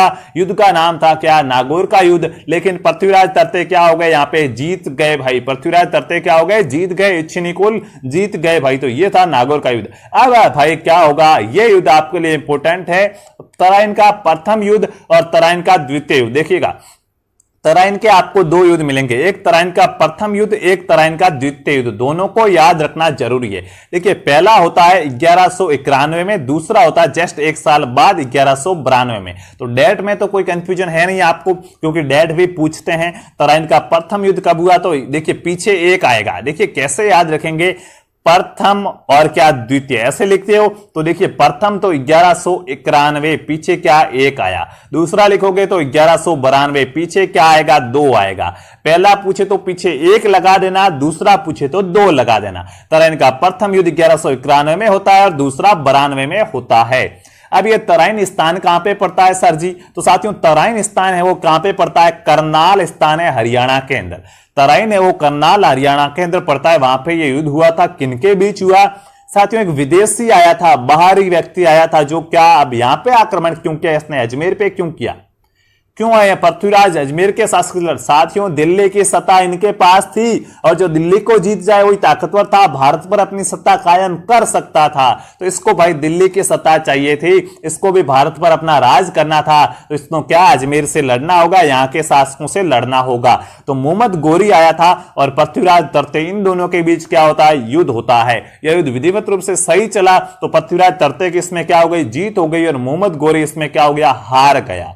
लेकिन उन्हें हार गया तो ये भाई देखिएगा हारेगा, इसके तो मन में क्या जिद थी कि मुझे जीतना है। और मेरे भाई बहनों अगर आप भी जिद पा लो कि मुझे राजस्थान पुलिस का जो एग्जाम है उसमें सिलेक्शन लेना है, जो पटवार का एग्जाम होगा फरवरी में उसमें लेना है, रीट की वैकेंसी आएगी उसमें सिलेक्शन लेना, जो भी आप जिस भी फील्ड में आप तैयारी कर रहे हो, अगर ठान लो 100% की मुझे सिलेक्शन लेके रहना है, जीत को अपनी जिद बना लो, तो अवश्य आपका सिलेक्शन होगा। तो इस बंदे ये अभी तो चला गया, लेकिन वापस आएगा, कब आएगा, आएगा तब मैं आपको बता दूंगा। देखिएगा अब जो तराइन के प्रथम युद्ध थे उसमें देखिएगा, यहां से देखिए पृथ्वीराज के घोड़े, क्या आपको महाराणा प्रताप के सेनापति का नहीं पूछा जाता, पूछा जाएगा। तो पृथ्वीराज भी उसी प्रकार वीर थे, तो इनके सेनापति का भी प्रश्न बनता है कि पृथ्वीराज तरते का सेनापति कौन था। तो मुख्यतः तो आपको सांडेराव का ऑप्शन में मिल जाता है, और भुवनमल, वैसे बहुत थे लेकिन आपको मुख्यतः यहां पे दो याद रखना है कि पृथ्वीराज के सेनापति, इन दोनों में से आपको एक न एक अवश्य ऑप्शन में मिल जाएगा। आप टिक कर देना कि सांडेराव और भुवनमल थे वो क्या थे, पृथ्वीराज तरते के क्या क्या थे, सेनापति थे। और साथियों जो मोहम्मद गोरी आया था ना, उसका एक दूत आया था, इसके साथ एक आदमी भी आया था, इनके कुछ दास भी आए थे, उन सबके बारे में बातें करेंगे। लेकिन हम यहां पे बात करें दूत की कि मोहम्मद गोरी का दूत कौन था, तो क़िवाम उल मुल्क, क़िवाम उल मुल्क ये क्या था, मोहम्मद गोरी का दूत था। मोहम्मद गोरी के दूत का नाम क्या था, तो क़िवाम उल मुल्क है वो मोहम्मद गोरी के दूत का नाम था। ये हो गया साथियों तराइन का प्रथम युद्ध, जिसमें पृथ्वीराज तरते जीत गए और मोहम्मद गोरी मुंह की खाकर क्या वापस चला जाता है। दोबारा से युद्ध की क्या करता, तैयारी करता है। बंदा अच्छे से तैयारी करके आएगा। लेकिन महाभारत में आपने शकुनी मामा को देखा होगा भाई, ठीक है, मामा क्या है, हाँ मामा से थोड़ा सा क्या भाई सावधान रहना चाहिए, क्योंकि आपको पता है मामा क्या, बिल्कुल आपने महाभारत देखी होगी तो दुर्योधन का भी एक मामा था शकुनी भाई, ठीक है। जब पैदा हुआ तभी से कह दिया कि तू राजा बनेगा, ऐसे पांडव, ऐसे कहीं ना कहीं दिमाग में वेर भाव भर दिया। उसी प्रकार साथियों यहां पे देखिएगा, यहां पे हम किसकी बात कर रहे थे, तराइन के द्वितीय युद्ध की। तो द्वितीय युद्ध में यहां पे मोहम्मद गोरी है, यहां पे पृथ्वीराज तरते। अब ये बंदा क्या आता है, वापस आता है अच्छे से तैयारी करके।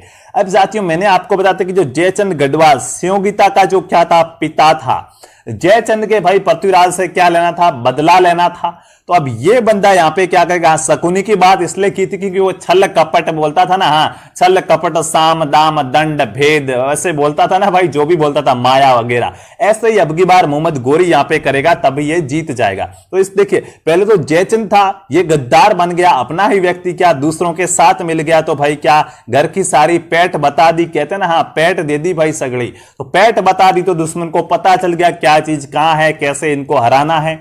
तो जयचंद गढ़वाल ने पृथ्वीराज की जितने भी युद्ध की नीतियां थी ना, वो युद्ध नीतियां मोहम्मद गोरी को बता दी, पहली चीज तो यहां पे। दूसरी, मोहम्मद गोरी अब यहां पे छल कपट साम दाम दंड भेद यानी कि क्या, ये अब यहां पे छल कपट करेगा। और राजपूतों की आदत थी कि पीछे से वार नहीं करते, निहत्ते पे वार नहीं करते, जब भी वार करेंगे सीना ठोक के करेंगे। लेकिन इस बंदे ने छल कपट कर दिया, इससे पृथ्वीराज तरते की क्या हो जाती है, हार हो जाती है। तो तराइन का द्वितीय युद्ध 1192 में होता है। तराइन कहां पे, करनाल हरियाणा में, आपको बता चुका हूं। पृथ्वीराज तरते और मोहम्मद गोरी के बीच में होता है। पहले युद्ध में पृथ्वीराज जीतेंगे, पहले से पृथ्वी पहला युद्ध पृथ्वीराज, पहले युद्ध में पृथ्वीराज जीतेंगे। लेकिन दूसरे युद्ध में भाई प नहीं आ रहा, द आ रहा है, तो अब क्या, हाँ बाकी वाला मोहम्मद ये द जीत जाएगा। तो दूसरे युद्ध में मोहम्मद गोरी की क्या हो गई, जीत हो गई। तो भाई जीत हो गई तो क्या पृथ्वीराज का शासन खत्म हो गया। 1192 के अंदर क्या, इनकी 12वीं शताब्दी में चौहान काल क्या हो गया, समाप्त हो गया। इनकी दिल्ली से चौहान, दिल्ली था क्या, चौहानों के हाथ से चला गया। अब भाई गोरी यहां पे क्या बन गया, शासक बन गया। तो ये बात है, अब ये इंडियन हिस्ट्री की होगी, हम पढ़ रहे हैं यहां पे राजस्थान। तो पृथ्वीराज के आप आएंगे, हमें गोरी नहीं पढ़ना, हमें पृथ्वीराज पढ़ना, क्योंकि अजमेर का बंदा ये था ना कि ये, ठीक है। तो देखिए पृथ्वीराज तरते की बात की जाए तो देखिए क्या साथियों, कोई विदेशी आक्रमण हो रहा है क्या, किसी पड़ोसी राज्य ने इनका साथ दिया था, बिल्कुल। देशभक्ति के लिए जो एकमात्र क्या बहुत ही ज्यादा लोकप्रिय रियासत हुआ करती थी, राजस्थान की मेवाड़ रियासत, हिंदुआ सूरज कहा जाता था, जिन जहां के शासकों को हिंदुओं के सूरज। तो वहीं मेवाड़ के राणा समर सिंह जी थे उस समय 1192 के आसपास। मेवाड़ के राणा थे समर सिंह जी। समर सिंह जी ने पृथ्वीराज की तरफ से युद्ध किया था। क्या किया था, युद्ध किया था। और यहां पे ऐसा कहीं कहीं पे लिखा होता है कि पृथ्वीराज की एक बैन थी, प्रथा, पृथ्वीराज की बहन थी प्रथा की क्या विवाह किया हुआ था समर सिंह जी थे। तो ये इनके क्या भाई सारा बहनों ही थे, तभी इनका साथ दिया था, ऐसा भी उल्लेख मिलता है। दूसरा, दिल्ली में जो क्या, दिल्ली भाई इनके अधीन थी, तो जहां पे गवर्नर बनाया था ना गोविंद राज को, गोविंद राज भाई इनका क्या करेगा, सपोर्ट करेगा, साथ देगा। घर का मामला है तो भाई साथ तो देंगे ना, हम अपने घर वालों के साथ खड़े हैं, उसी प्रकार ये भी खड़े हो गए। तो ये क्या थे, पृथ्वीराज के क्या थे, सहयोगी थे। सेनापति बता चुका हूं, घोड़ा बता चुका हूं। अब साथियों यहां पे आता है, एग्जाम में प्रश्न आता है गोरी की। देखिएगा दो तरह के प्रश्न बनते हैं, मेरे भाई बहन क्या करते हैं, गलत करके आ जाते हैं। प्रश्न आता है गोरी की जीत का कारण क्या था, छल कपट नीति। अगर गोरी जीता, मोहम्मद गोरी जीता तो वो छल कपट से जीता, वो आप लिखेंगे। आएगा पृथ्वीराज के हार का कारण क्या था, आप कहेंगे छल कपट नीति। अरे भाइयों पृथ्वीराज ने कहा छल कपट नीति की ताकि वो हार जाए। मैं कहूं आपकी सक्सेस का मंत्र क्या था, आप कहेंगे मेहनत की। मैं कहूं मेरी असफलता का कारण क्या है, तो मैं कहूंगा मैंने तो मेहनत नहीं की, मेहनत की होती, मेरा भी अगर असफलता और सफलता का कारण समान नहीं होता है, सफलता का कारण मेहनत होती है तो असफलता का कारण कुछ ना कुछ कमी होती है। तो उसी प्रकार गोरी अगर जीता तो उसके लिए मेहनत तो नहीं थी, छल कपट था, लेकिन यह भी एक क्या नीति आती है, दुश्मन को हराने की नीति होती है, ठीक है, जिस प्रकार चाणक्य की नीतियां हुआ करती है। तो गोरी की जीत का कारण था छल कपट की नीति, इसने छल कपट से क्या जीत लिया था गोरी ने। और पृथ्वीराज की हार का कारण परीक्षा में पूछे तो यहां पे आप संयोगिता मत लिख देना कि संयोगिता था या जयचंद ने धोखा कर दिया, नहीं भाई, जयचंद ने धोखा कर दिया वो है, लेकिन यहां पे मुख्यतः अगर आपको कहीं पे भी दूरदर्शिता का अभाव मिल जाए ना ऑप्शन में, तो वो 100% सही माना गया है कि पृथ्वीराज की हार का कारण दूरदर्शिता का अभाव था। कैसे साथियों, मैं आपको एक चाटा मारूं जोर से, आप कहोगे आज तू मेरे को चाटा मारा, लेकिन याद रखना मैं वापस आऊंगा और तेरे को 2 चाटे मारूंगा। तो मैं यार मजाक कर रहा, नहीं भाई, अगर उसको चाटा मारा है, बुरा लगा है, क्या पता कल आके चाटा मारे मेरे को, तो मेरे को तैयार रहना चाहिए। तो उसी प्रकार इन्होंने दूरदर्शिता का अभाव था, दूर की बात इन्होंने नहीं सोची कि आगे क्या होगा।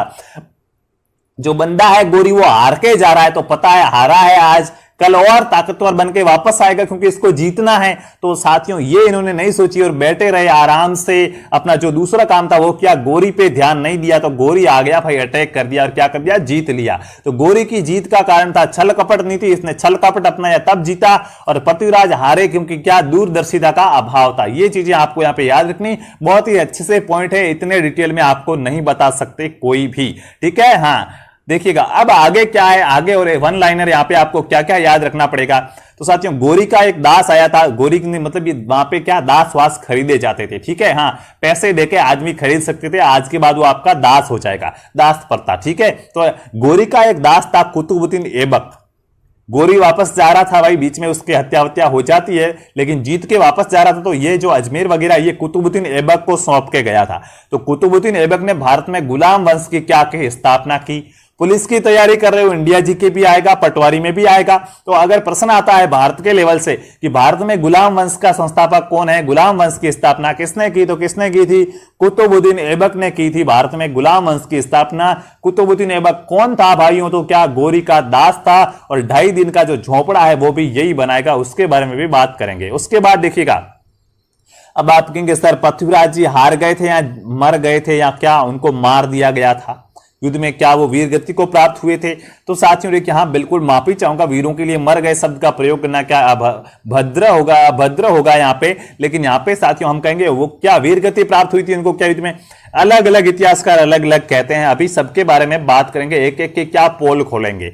साथियों नयन चंद्र सूरी है, वो कहता है कि काबुल के अंदर क्या गोरी था, उसने पृथ्वीराज की हत्या कर दी। काबुल में इसने पृथ्वीराज को पकड़ा और इसने गोरी ने क्या कर दी, गोरी ने पृथ्वीराज को मार दिया, इनकी हत्या कर दी। ये कौन कहता है, नयन चंद्र सूरी कहता है इतिहासकार।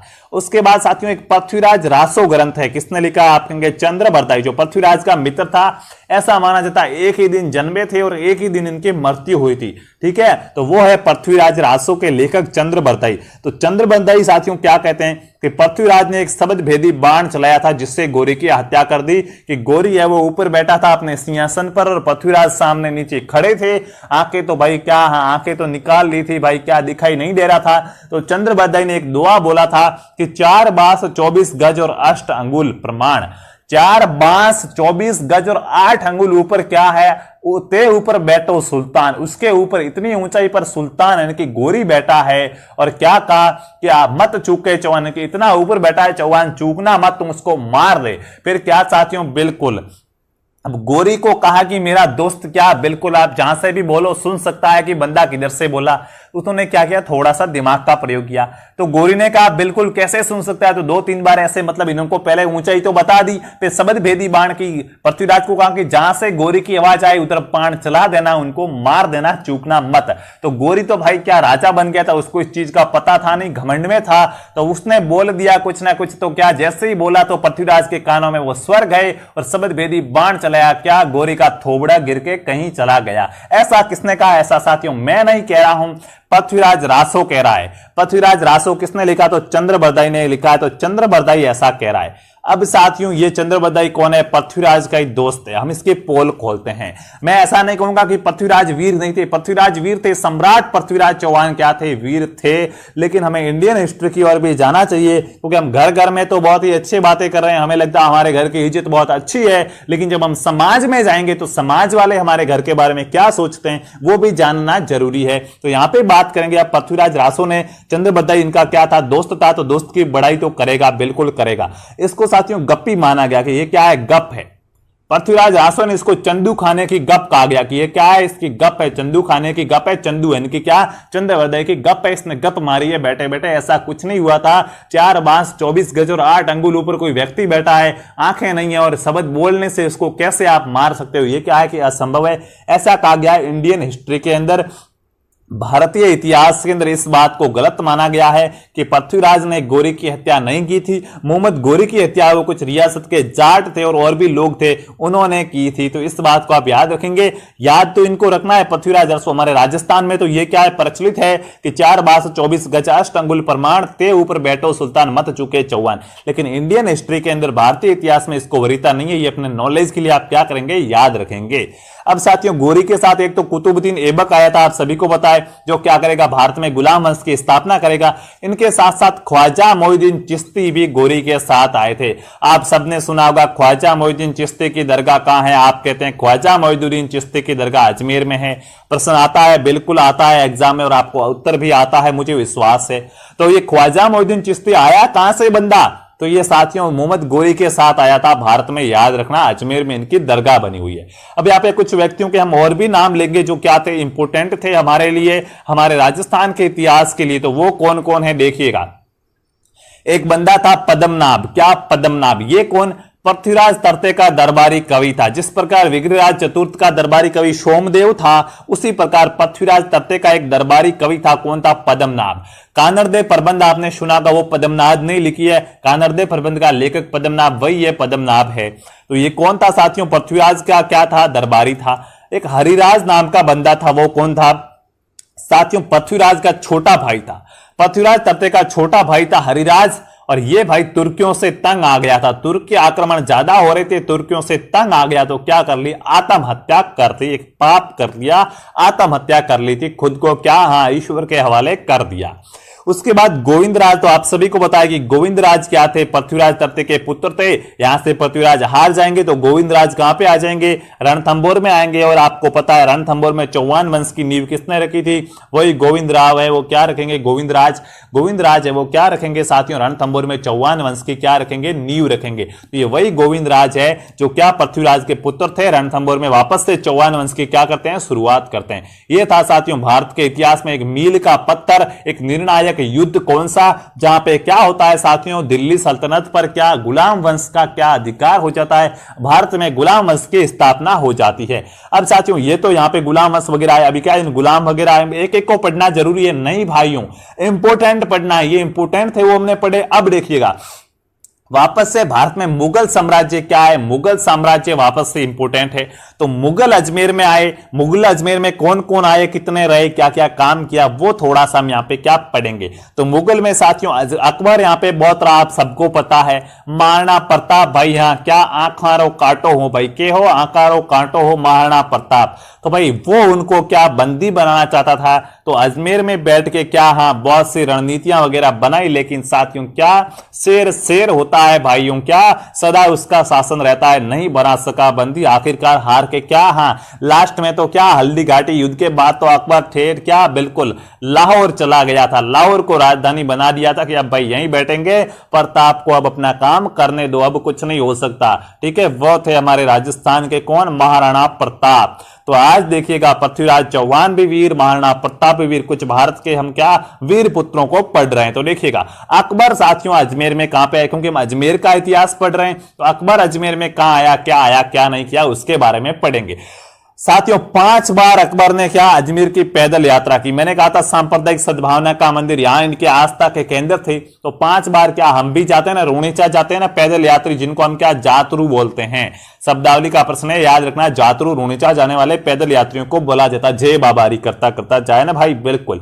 तो साथियों क्या हाँ पैदल हम भी जाते हैं तो उसी प्रकार 5 बार अकबर भी क्या अजमेर पैदल आया था। अजमेर की पैदल यात्रा की अकबर ने 5 बार। उसके बाद अकबर ने साथियों क्या किया था, 1570 के अंदर किला बनाया था, अकबर का किला जिसको कहा गया, अकबर ने बनाया तो अकबर का किला कहा गया, या फिर इसको अकबर का दौलत खाना भी कहा गया, या फिर मैगनीज दुर्ग भी कहा गया है। अकबर ने बनाया था अजमेर के अंदर 1570 में। 1570 से आपको याद आना चाहिए कि क्या 1570 में अकबर ने क्या नागौर दरबार लगाया था, बिल्कुल याद रखेंगे।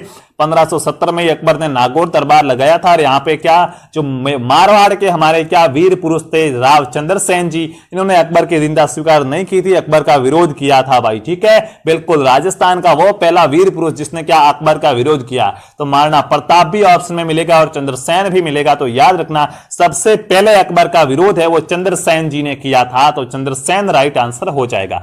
उसके बाद अकबर ने साथियों अजमेर में बादशाही भवन बनाया। परीक्षा में प्रश्न आए राजस्थान में बादशाही भवन कहां स्थित है, तो क्या लिखोगे, अजमेर लिखोगे।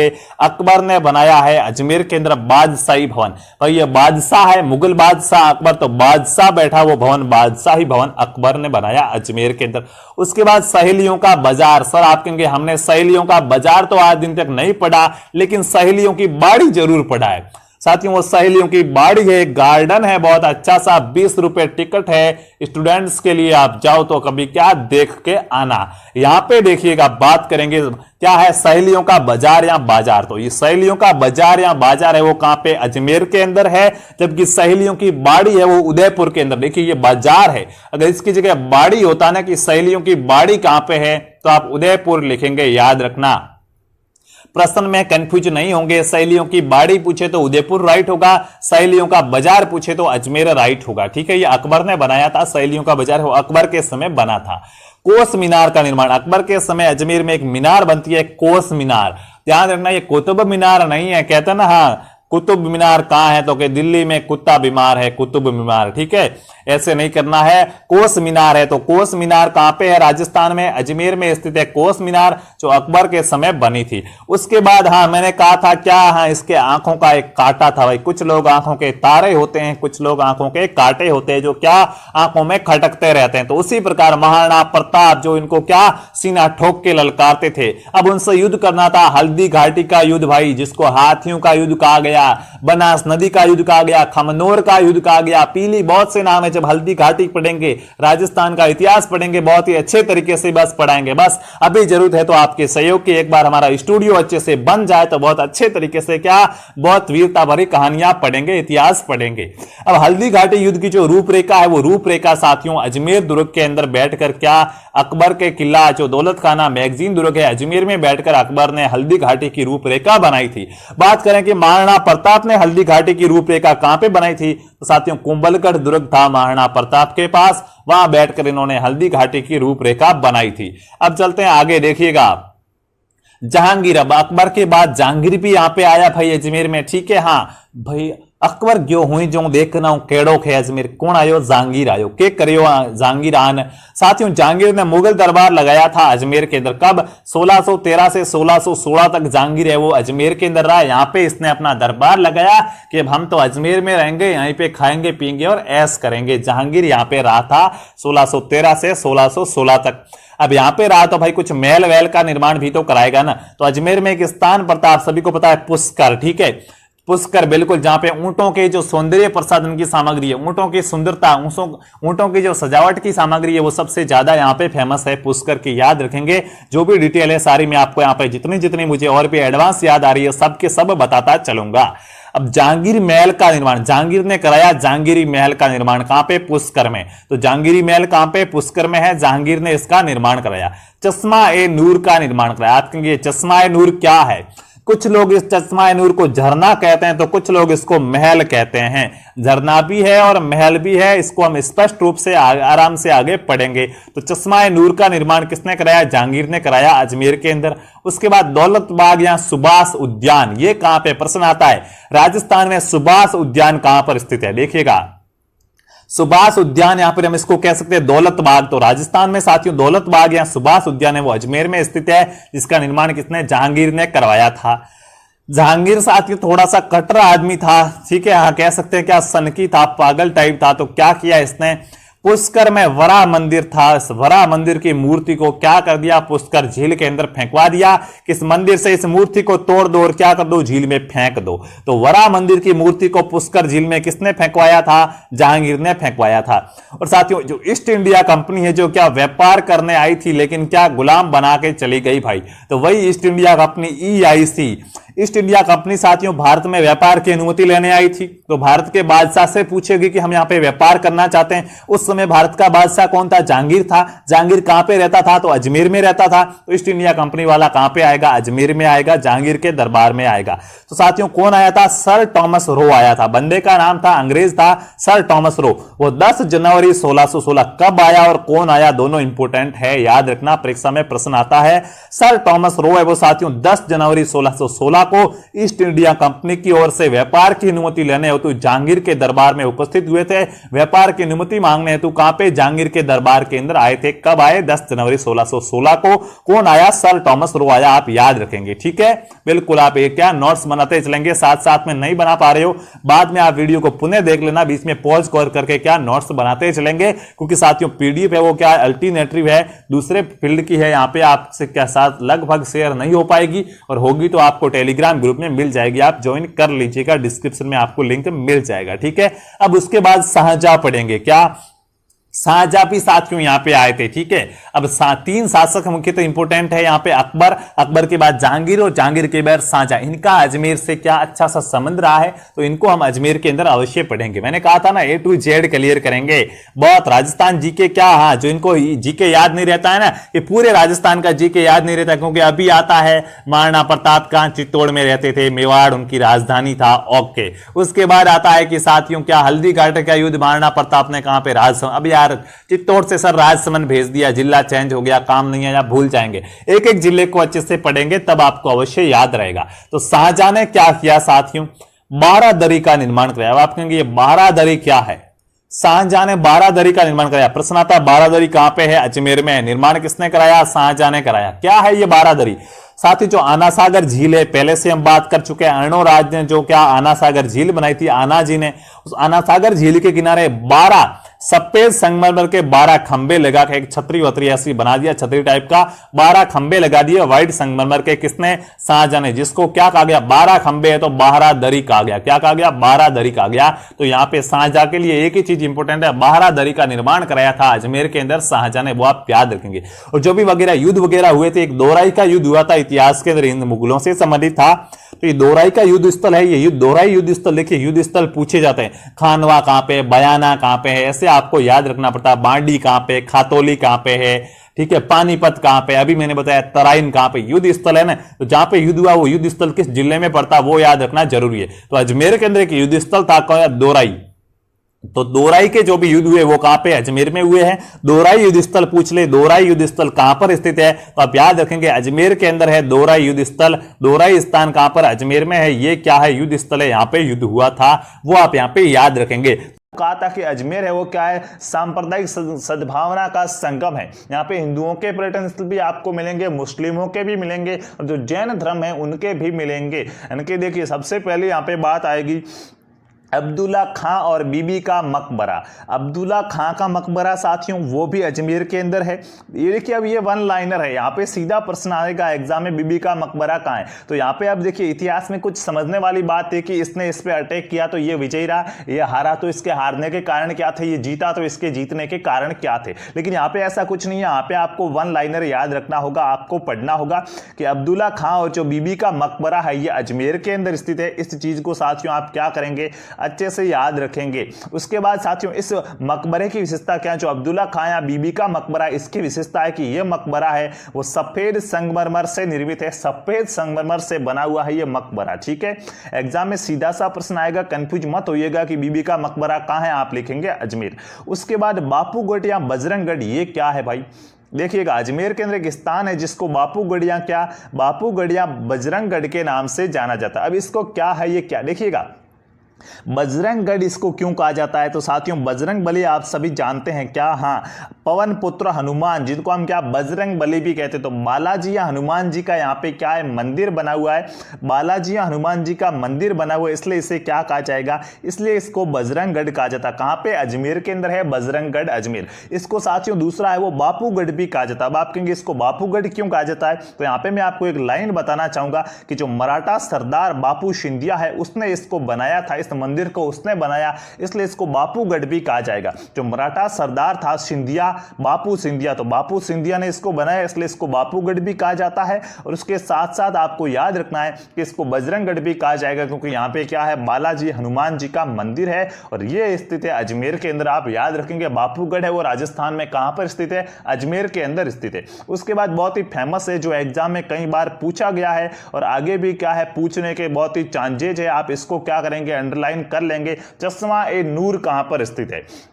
साथियों ये तारागढ़ दुर्ग की तलहटी के अंदर बना हुआ। अब यहाँ पे कंफ्यूजन ये होता है कि चश्मा ए नूर है वो है क्या। कई लोग इसको एक महल बताते हैं कि चश्मा ए नूर क्या है, एक महल है। तो कुछ इतिहासकार इसको क्या बताते हैं, कुछ इतिहासकार इसको बताते हैं कि ये मात्र क्या है, झरना है। तो मैं आपको बता दूं एक महल भी बना हुआ है चश्मा ए नूर नाम का और एक झरना भी बना हुआ है। चश्मा भाई आगे जो झरना बहता है उस झरने को चश्मा ए नूर नाम दे दिया। तो साथियों महल भी है और झरना भी है जो अजमेर के अंदर स्थित है। अजमेर में आप कहेंगे कहां पे, तो अजमेर के अंदर कौन सा दुर्ग बना हुआ है, तारागढ़ दुर्ग, अजमेरू दुर्ग। जो तारागढ़ दुर्ग है उस तारागढ़ दुर्ग की तलहटी के अंदर ये है चश्मा ए नूर। और चश्मा ए नूर, ये नूर नाम आ रहा है तो आपको पता चल जाना चाहिए कि नूरजहां के लिए बनाया गया है। भाई किसने, जहांगीर ने बनाया था नूरजहां के लिए चश्मा ए नूर जो अजमेर में स्थित है। यह प्रश्न एग्जाम में कई बार पूछा गया है, आप अच्छे से याद रखेंगे। उसके बाद अगला आता है रूठी रानी का महल। लिखिएगा इतिहास के अंदर बहुत सी रानियां हुई है जो क्या, हाँ अपने पति से या और किसी कारणवश किसी से क्या रूठ कर अलग रही थी, दूर रही थी। तो रूठी रानियां तो बहुत है, हमारे राजस्थान के इतिहास के अंदर बहुत सी रूठी रानियां हैं। लेकिन जब भी रूठी रानी का नाम है तो आप याद करेंगे उमादे रानी को। उमादे कौन? साथियों मारवाड़ के जो राजा थे कौन, मालदेव, राव मालदेव की पत्नी थी उमादे। जो लूणकरण कर, जैसलमेर का जो लूणकरण सर था, लूणकरण था उसकी क्या थी, पुत्री थी उमादे। वो अपने पति से क्या ऐसा कहा जाता है कि शादी के दिन यानी कि शादी के जस्ट एक दिन बाद ही क्या रूठ गई थी और अजमेर के जो तलहटी है, अजमेर दुर्ग या तारागढ़ दुर्ग की जो तलहटी है वहां पे रही थी। तो इसलिए इसको कहा गया रूठी रानी का महल। बहुत सी रूठी रानियां हैं, नूरजहां थी, नूरजहां भी जहांगीर से रूठ के आ रही थी। जब जहांगीर ने यहाँ पे अपना दरबार लगाया था, जहांगीर यहाँ पे रहता था, तो नूरजहां इनसे रूठ के वापस क्या यहीं पे आ गई थी।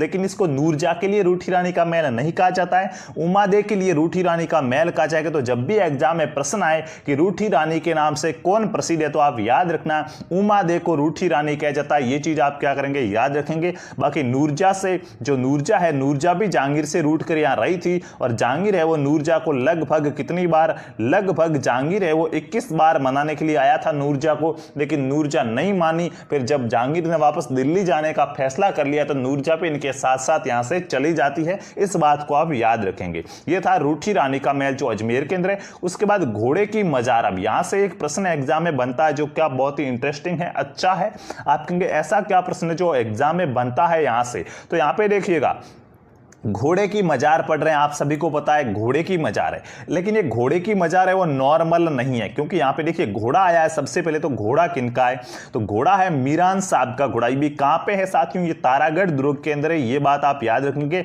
घोड़े की मजार है वो तारागढ़ दुर्ग में है। यहाँ पे जो घोड़ा है वो मीरान साहब का घोड़ा है। और मैं आपको एक यहाँ पे वक्त देना चाहूंगा कि मीरान साहब का वास्तविक नाम क्या था। अगर थोड़ा सा एग्जाम का लेवल क्या अच्छा हो, अच्छे से भी अच्छा हो, यानी कि क्या जो रीट वगैरह पटवार, रीट में तो हालांकि नहीं आता, पटवार, ग्राम सेवक और कौन से जो आरएस लेवल के एग्जाम होते हैं जो अधीनस्थ बोर्ड के द्वारा होते हैं, ठीक है, तो उनमें कहीं ना कहीं संभावना बनती है। 100% श्योर नहीं है कि आपको मीरान साहब का वास्तविक नाम पूछ ले, लेकिन हमें तैयार रहना चाहिए, किसी भी बाहरी आक्रमण के प्रति क्या सजग रहना चाहिए, सज्ज रहना चाहिए। तो भाई पूछ ले एग्जाम में मीरान साहब का वास्तविक नाम क्या था, तो आपको याद रखना होगा।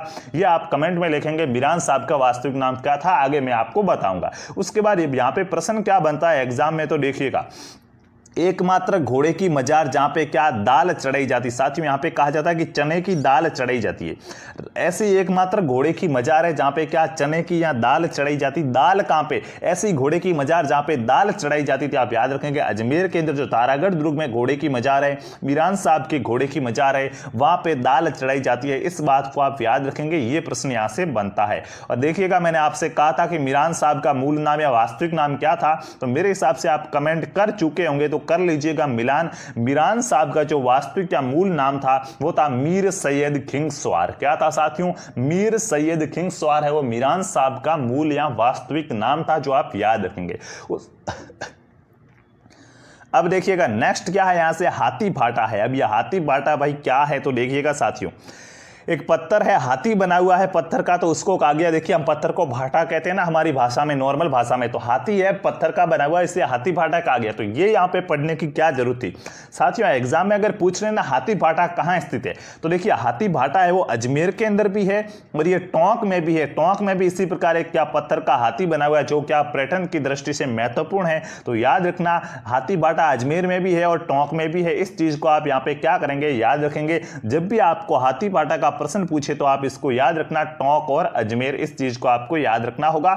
नेक्स्ट अढ़ाई दिन का झोपड़ा। अब यहां से इसको तो याद नहीं रखना, बल्कि क्या याद नहीं रहना तो रट लेना है एग्जाम में। यहां से क्या बहुत ही अच्छा सा प्रश्न बनता है। क्या बनता है देखिएगा। सबसे पहली बात, अढ़ाई दिन का झोपड़ा। अढ़ाई का मतलब होता है 2.5, ठीक है, 2 और आधा ऊपर, 2 दिन और आधा दिन ऊपर, इसको कहेंगे हम अढ़ाई दिन, ठीक है। ये आप सब नॉर्मल सी बातें समझते होंगे। साथियों था क्या ये अढ़ाई दिन का झोपड़ा, वर्तमान में तो मैं कह दूं ये क्या है, एक मस्जिद है। अढ़ाई दिन का झोपड़ा नाम आए कि अढ़ाई दिन का झोपड़ा क्या है, तो ये क्या है, मस्जिद है। लेकिन वास्तविकता इसकी कुछ और है, तो वो वास्तविकता क्या है देखिएगा भाइयों। ये साथियों एक संस्कृत कंठभरण पाठशाला थी, एक पाठशाला थी संस्कृत की, क्या पाठशाला थी। प्राचीन समय में संस्कृत का बड़ा महत्व था, संस्कृत का पंडित है वो सबसे बड़ा ज्ञानी समझा जाता था। तो संस्कृत कंठभरण पाठशाला थी जो विग्रहराज चतुर्थ, जिनको आप बिसल देव या कवि बांधव के नाम से जानते हैं, विग्रहराज चतुर्थ ने संस्कृत कंठभरण पाठशाला बनवाई थी अजमेर में। अब साथियों उसके बाद आपसे को पता है तराइन का सेकंड युद्ध होता है, पृथ्वीराज हार जाते हैं, मोहम्मद गोरी का अधिकार हो जाता है और उनका जो दास था जो उनके साथ आया था कुतुबुद्दीन ऐबक, उनका उसने क्या गुलाम वंश की स्थापना कर दी थी। तो अब ये कुतुबुद्दीन ऐबक था, ये कुतुबुद्दीन कहां से आया पता चल गया, तराइन के सेकंड युद्ध में ही आया। तो अब कुतुबुद्दीन ऐबक ने क्या किया, इस संस्कृत कंठभरण पाठशाला को तोड़वा दिया, इसको तोड़ दिया। इस पाठशाला को तोड़ा के यहाँ पे 16 खंभों की एक मस्जिद बना दी और जिसको क्या कहा गया, अढ़ाई दिन का झोपड़ा कहा गया। तो अढ़ाई दिन का झोपड़ा मस्जिद है। अगर आपको इसके खंभों की संख्या पूछे तो याद रखना है कि अढ़ाई दिन के झोपड़े में कितने खंभे, 16 खंभे हैं। ये 16 खंभों की एक क्या है, मस्जिद है। अब इसको अढ़ाई दिन का झोपड़ा ही क्यों कहा गया, अढ़ाई दिन क्यों कहा गया, तो एक तो नॉर्मल सी बात आती है, जब भी पूछा गया इतिहासकारों से कि इसको अढ़ाई दिन का झोपड़ा क्यों कहा जाता है, तो वो कहते हैं कि इसका निर्माण वो अढ़ाई दिन में हुआ था। लगभग के करीब यह अढ़ाई दिन यानी कि कह सकते हैं 60 घंटों में निर्मित हुआ था, इसलिए इसको अढ़ाई दिन का झोपड़ा कहते हैं। लेकिन जब क्या फारसी इतिहासकार वगैरह उनसे पूछा गया तो वो इसके बारे में कहते हैं कि इसको अढ़ाई दिन का झोपड़ा इसलिए कहा जाता है। देखिए फारसी इतिहासकारों ने तो यही कहा कि अढ़ाई दिन में निर्मित हुआ था इसलिए अढ़ाई दिन का झोपड़ा कहा जाता है। लेकिन और यहाँ पे और कुछ लोग क्या कहते हैं कि यहाँ पे जो इसका नामकरण है वो पंजाब शाह का, यहाँ पे अढ़ाई दिन का उर्स लगता है। उर्स क्या होता है साथियों, उर्स एक विवाह या मिलन होता है, ऐसा हम कह सकते हैं। सूफी संत की आत्मा है जो उसके बारे में क्या उनसे संबंधित विवाह या मिलन होता है जिसको उर्स कहा जाता है। तो यहां पे पंजाब शाह का अढ़ाई दिन का उर्स लगता है, इसलिए इसको अढ़ाई दिन का झोपड़ा कहा गया। फारसी इतिहासकार तो कहते हैं कि अढ़ाई दिन में निर्मित हुआ इसलिए इसको अढ़ाई दिन का झोपड़ा कहेंगे। बाकी यहां पे क्या होता है, पंजाब शाह का अढ़ाई दिन का उर्स लगता है। ये बात आप यहां पे क्या करेंगे, याद रखेंगे। उर्स क्या होता है, तो उर्स एक विवाह या मिलन होता है जिसको आप याद रखेंगे। देखिएगा अब आगे देखिएगा, बिल्कुल जिंदत सूरी मंदिर है साथियों, जैनों के भी मैंने कहा था आपको यहाँ पे मंदिर है, तो जिंदत सूरी मंदिर है। और इसको साथियों एक अन्य नाम याद रखना, दादाबाड़ी। जिंदत सूरी मंदिर का दूसरा नाम क्या है, दादाबाड़ी है। और ये कहाँ पर स्थित, तो अजमेर में स्थित है। जिंदत सूरी जैन मंदिर या जिंदत सूरी मंदिर है वो अजमेर में स्थित है। ये बात आप यहाँ पे क्या करेंगे, याद रखेंगे। मैंने कहा था हम क्या पर्यटन पढ़ रहे हैं और उसके साथ साथ कुछ भूगोल का भी पढ़ेंगे। तो आप देखिएगा 1 लाइनर प्रश्न बनते हैं यहाँ से सीधे, यहाँ पे ज्यादा कुछ समझने की बात नहीं है, तो आप अच्छे से इसको ग्रहण करते चलेंगे। तबीजी अजमेर। अब ये तबीजी अजमेर क्यों फेमस है, क्यों मैं यहाँ पे आपके लिए लेके आया हूं कि अजमेर का एक स्थान है तबीजी जो आपको याद करना होगा। साथियों, देश का प्रथम बीजीएम मसाला अनुसंधान केंद्र। एग्जाम में प्रश्न कैसे बनेगा अगर पता नहीं हो तो देख लेना यहाँ पे, ठीक है। जितने भी आपके तर्कस के अंदर तीर है वो सब यहाँ पे क्या निशाने पे लगा दो, चिड़िया पे नहीं बल्कि चिड़िया की आंख पे लगाने। देश का प्रथम बीजीएम मसाला अनुसंधान केंद्र कहां खोला गया, एग्जाम में क्या प्रश्न बनेगा, देश का प्रथम, पूरे भारत का देश का प्रथम बीजीएम मसाला अनुसंधान केंद्र कहां खोला गया। तो आपको सीधा सा ऑप्शन में देख लेना है कि तबीजी अजमेर है, उसको क्या कर लेंगे, टिक कर लेंगे। ऐसे प्रश्न आपको एग्जाम में मिलेंगे। उसके बाद अजमेर का एक दूसरा स्थान है तिलोनिया अजमेर। ये तिलोनिया क्यों प्रसिद्ध है भाई, इसके बारे में, ये क्यों प्रसिद्ध है साथियों, तिलोनिया क्यों प्रसिद्ध है, तो इसके बारे में मैं आपको यहाँ पे बता दूं। आपने पढ़ा होगा देश की एकमात्र बाल संसद है तिलोनिया अजमेर केंद्र। आप कहेंगे बाल संसद क्या होता है साथियों, जिस प्रकार हमारे संविधान में संसद का प्रस्ताव है, हमारे देखिए जिस प्रकार प्रधानमंत्री होता है ये संसद में ही तो आता है भाई, प्रधानमंत्री है, जो भी कैबिनेट वगैरह है, जिस प्रकार हमारे यहाँ पे पूरे देश में जो संसद है ना, उसी प्रकार वहां पे क्या आसपास के विद्यालयों से मिलकर एक संसद का निर्माण होता है जो बच्चों की संसद होती है। वास्तविक नहीं, वास्तविक तो जो आप देख पा रहे हैं अपने मंत्री वगैरह, प्रधानमंत्री वगैरह वो है, लेकिन बच्चे भी इसी प्रकार बच्चों में प्रधानमंत्री बनते हैं और भी मंत्रिमंडल बनता है, तो बच्चों की संसद है, तो इसको कहा गया देश की एकमात्र बाल संसद। और ये देश की एकमात्र बाल संसद है वो तिलोनिया अजमेर केंद्र। इस बात को आप याद रखेंगे। उसके बाद आपको यहां पे नेक्स्ट याद रखना है क्या, जुबली क्लॉक टावर। साथियों देखिएगा जुबली क्लॉक टावर कहां है, डायरेक्ट प्रश्न आएगा एग्जाम में कि जुबली क्लॉक टावर कहां पर स्थित है, तो आप यहां पे याद रखेंगे कि जुबली क्लॉक टावर है वो कहां पर, अजमेर के अंदर स्थित है। इस चीज को आपको यहां पे याद रखना होगा। इसके बारे में देखिएगा और यहां पे डिटेल है, तो क्या है कि ये जुबली क्लॉक टावर क्या है, कैसे बना। साथियों क्या हुआ था, महारानी विक्टोरिया की याद केंद्र बनाया गया था 1886-87 के अंदर जुबली क्लॉक टावर, जो कहां पे, अजमेर में स्थित है। अब और यहां पे तीसरा इंपोर्टेंट फैक्ट क्या आता है अजमेर के बारे में, मेयो कॉलेज। मेयो कॉलेज का नाम आप सबने सुना होगा, लॉर्ड मेयो से आप सभी क्या परिचित होंगे। अब यहां पे मैं आपको यहां पे क्या बताना चाह रहा हूं, तो साथियों देखिएगा अजमेर में जो दरबार लगा था 1875 में, अजमेर दरबार लगा था कब, 1875 के अंदर जो अजमेर दरबार था, ठीक है। मैं यहाँ पे पूरा तो नहीं लिख पाऊंगा, अजमेर दरबार। तो साथियों अजमेर दरबार के समय क्या हुआ था, अंग्रेजों ने यहाँ पे कुछ कॉलेज का प्रस्ताव रखा और उन्होंने कॉलेज भी बनाई भाई। किसने बनाई थी साथियों यहाँ पे, तो यहाँ पे साथियों देखिएगा कॉलेज बनाने का उद्देश्य क्या था वो समझना जरूरी है। तो साथियों जो राजा, देखिए अंग्रेजों ने बनाई थी, क्यों, अंग्रेजी शिक्षा देने के लिए। यहाँ पे साथियों जो मेयो कॉलेज बनाने का उद्देश्य था, जो राजा के पुत्र है, राजा और राजा के पुत्र को क्या करो, अंग्रेजी शिक्षा दो, इनकी संस्कृति है इनको छोड़ो भाई, इनको हमारी शिक्षा दो, अंग्रेजों की शिक्षा दो। इनकी अंग्रेजों ने सोचा हम अपनी शिक्षा इनको सिखाएंगे, अंग्रेजी शिक्षा देना इसका क्या था, उद्देश्य था। किनके लिए थी, तो राजाओं और क्या, राजाओं और राजकुमारों के लिए थी। यहाँ पे पूछा जाता है कि प्रथम विद्यार्थी कौन थे, तो अलवर के राजकुमार थे मंगल सिंह। अलवर राजकुमार मंगल सिंह क्या थे साथियों, यहाँ के प्रथम विद्यार्थी थे। पहली बार ये इन्होंने एडमिशन लिया था इस कॉलेज के अंदर। अगर पूछे कि प्रथम प्राचार्य कौन था, प्रिंसिपल कौन था, तो याद रखेंगे ओलिवर सेंट जॉन। क्या, ओलिवर सेंट जॉन है, लिख लीजिएगा आप, ओलिवर सेंट जॉन है वो इसके क्या थे, प्रथम प्रिंसिपल थे। और साथियों यहाँ पे जो पाठ्यक्रम वगैरह जो भी बनाया था और भी अतिरिक्त गतिविधियां थी उनको साथियों बढ़ावा दिया था गिब्सन ने। तो एग्जाम में प्रश्न अगर आ जाए कि मेयो कॉलेज का क्या, मेयो कॉलेज का क्या शाहजहां किसे कहा जाता है, मेयो कॉलेज का शाहजहां किसे कहा जाता है, इसको बढ़ावा किसने दिया था, तो आप ऑप्शन में टिक कर देंगे गिब्सन। मेयो कॉलेज का जो शाहजहां है वो शाहजहां गिब्सन को कहा जाता है, ये बात आप याद रखेंगे।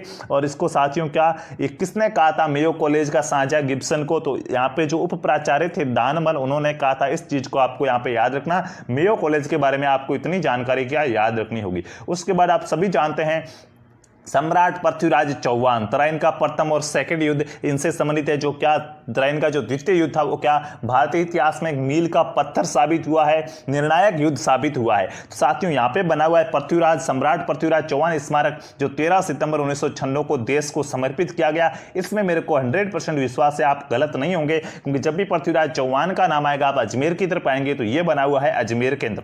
अब उसके बाद एक फेमस यहाँ पे क्या है, बागेरा का तोरण द्वार। आप कहेंगे बागेरा का तोरण द्वार है वो क्यों फेमस है, बागेरा और बागेरा का तोरण द्वार नाम से तो आपको पता चल जाता है बागेरा केंद्र है, लेकिन ये बागेरा कहां पर स्थित है ये थोड़ा सा जानना मुश्किल हो जाता है। तो याद रखना बागेरा अजमेर में है।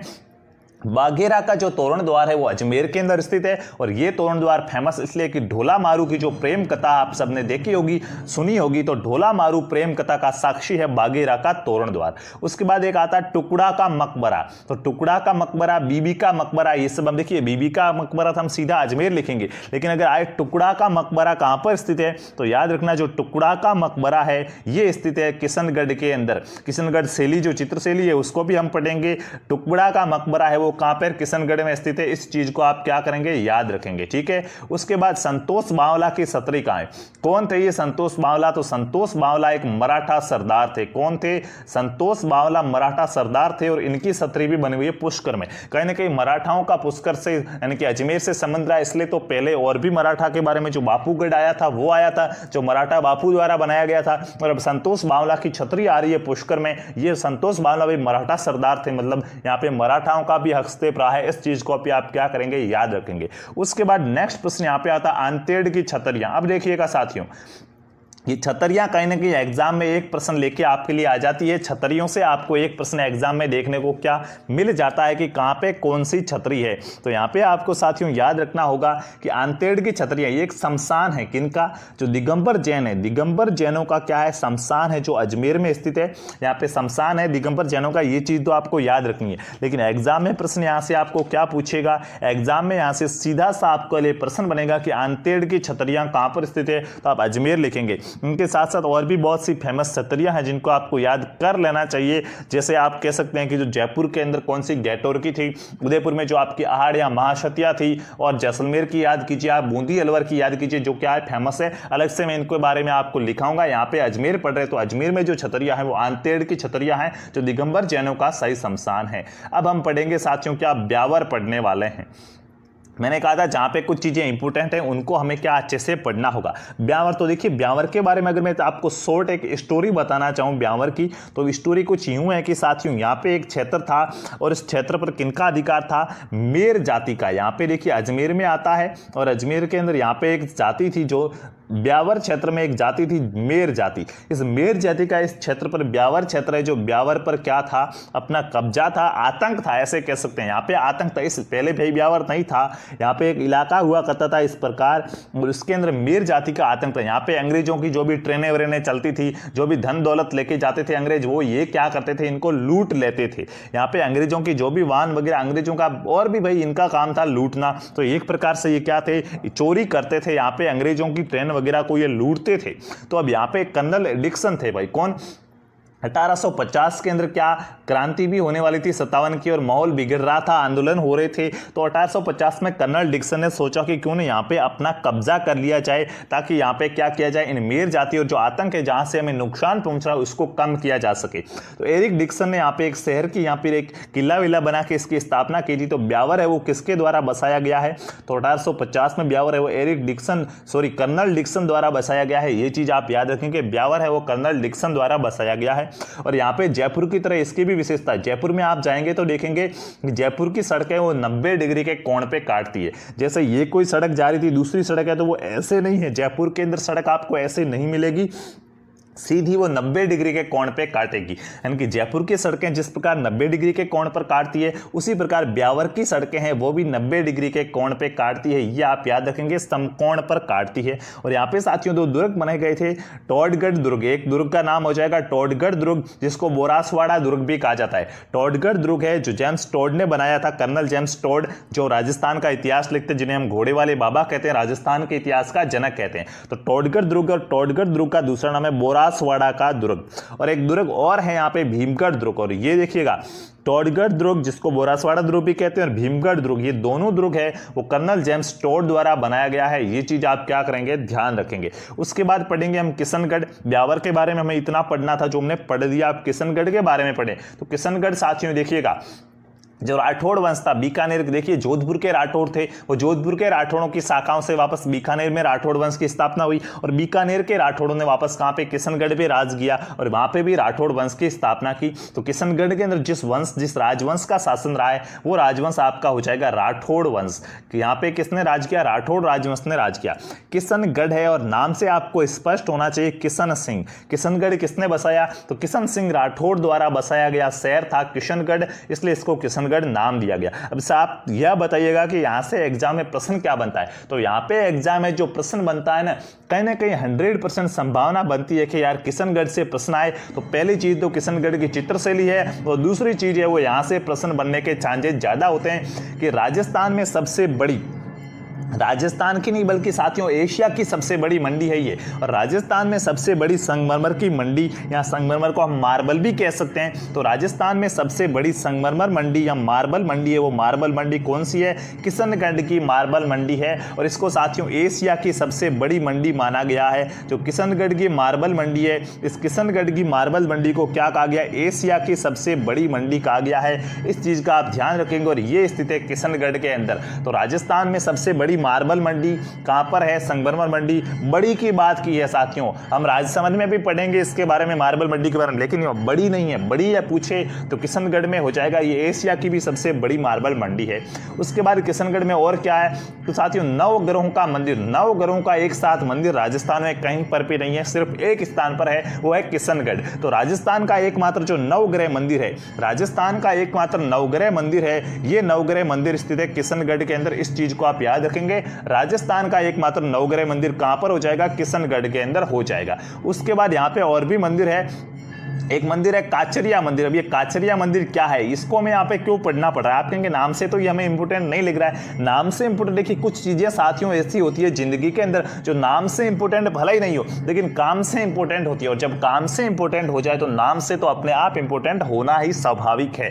तो काचरिया मंदिर है साथियों किशनगढ़ के अंदर, ये चीज तो आपको पता होनी चाहिए। लेकिन इसके साथ साथ एक इंपॉर्टेंट चीज है, यहाँ पे कृष्ण और राधा की मूर्ति है। यहाँ पे जो राधा कृष्ण मंदिर, ये काचरिया मंदिर किनका है? राधा और कृष्ण का मंदिर है। और इसमें भी स्पष्ट बात यहाँ पे याद होनी चाहिए कि कृष्ण की अष्ट धातु की मूर्ति है। एग्जाम में प्रश्न आ जाए कि कृष्ण की अष्ट धातु मूर्ति किस मंदिर में स्थापित की गई या किस मंदिर में मिलती है, तो काचरिया मंदिर वाला ऑप्शन आप एग्जाम के अंदर ऑप्शन में जरूर देखना। और राधा की जो यहाँ पे मूर्ति मिलेगी वो पीतल की मिलेगी। कृष्ण की तो अष्ट धातु की मूर्ति है यहाँ पे, और राधा जी की पीतल की मूर्ति है। काचरिया मंदिर है वो कहाँ पे? किशनगढ़ के अंदर। इस चीज को आप याद रखेंगे। हम पर्यटन पढ़ रहे हैं, यहाँ पे कुछ झीलें भी पढ़ेंगे जो इंपोर्टेंट है। तो किशनगढ़ की एक झील है गेंदोलाब झील। कौन सी साथियों? गेंदोलाब झील है। हालांकि इसके बारे में इतना एग्जाम में नहीं पूछा जाता, लेकिन जिला दर्शन है तो पूरे जिले को अच्छे से देखेंगे। कभी आप अजमेर अगर पर्यटन की दृष्टि से घूमने भी चले जाओ तो आपको पता होना चाहिए कि अजमेर में क्या क्या है जो क्या देखने योग्य है।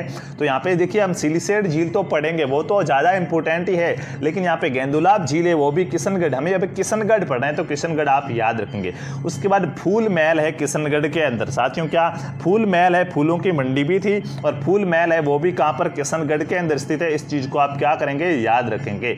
उसके बाद नेक्स्ट और यहाँ पे क्या क्या है किशनगढ़ के अंदर? तो किशनगढ़ की चित्रशैली जो क्या है आपको एग्जाम में नंबर दिलाती है, बहुत ही क्या है इंपॉर्टेंट है। तो देखिएगा किशनगढ़ चित्रशैली की बात कर रहे हैं तो सबसे पहले देखिएगा किशनगढ़ चित्रशैली में है क्या साथियों? तो साथियों एक चित्र है, और इस चित्र को क्या मारवाड़ की मोनालिसा का समान दर्जा दिया गया। मोनालिसा क्या है साथियों? विश्व स्तर पर एक पहचान ख्याति प्राप्त चित्र है मोनालिसा, और मोनालिसा की उपमा दी गई है राजस्थान का एक किशनगढ़ शैली का चित्र था जो क्या रसिक प्रिया का चित्र था। ये रसिक प्रिया कौन थी? तो साथियों यहाँ के जो सावंत सिंह या नागरीदास, इनका दूसरा नाम सावंत सिंह का दूसरा नाम नागरीदास था।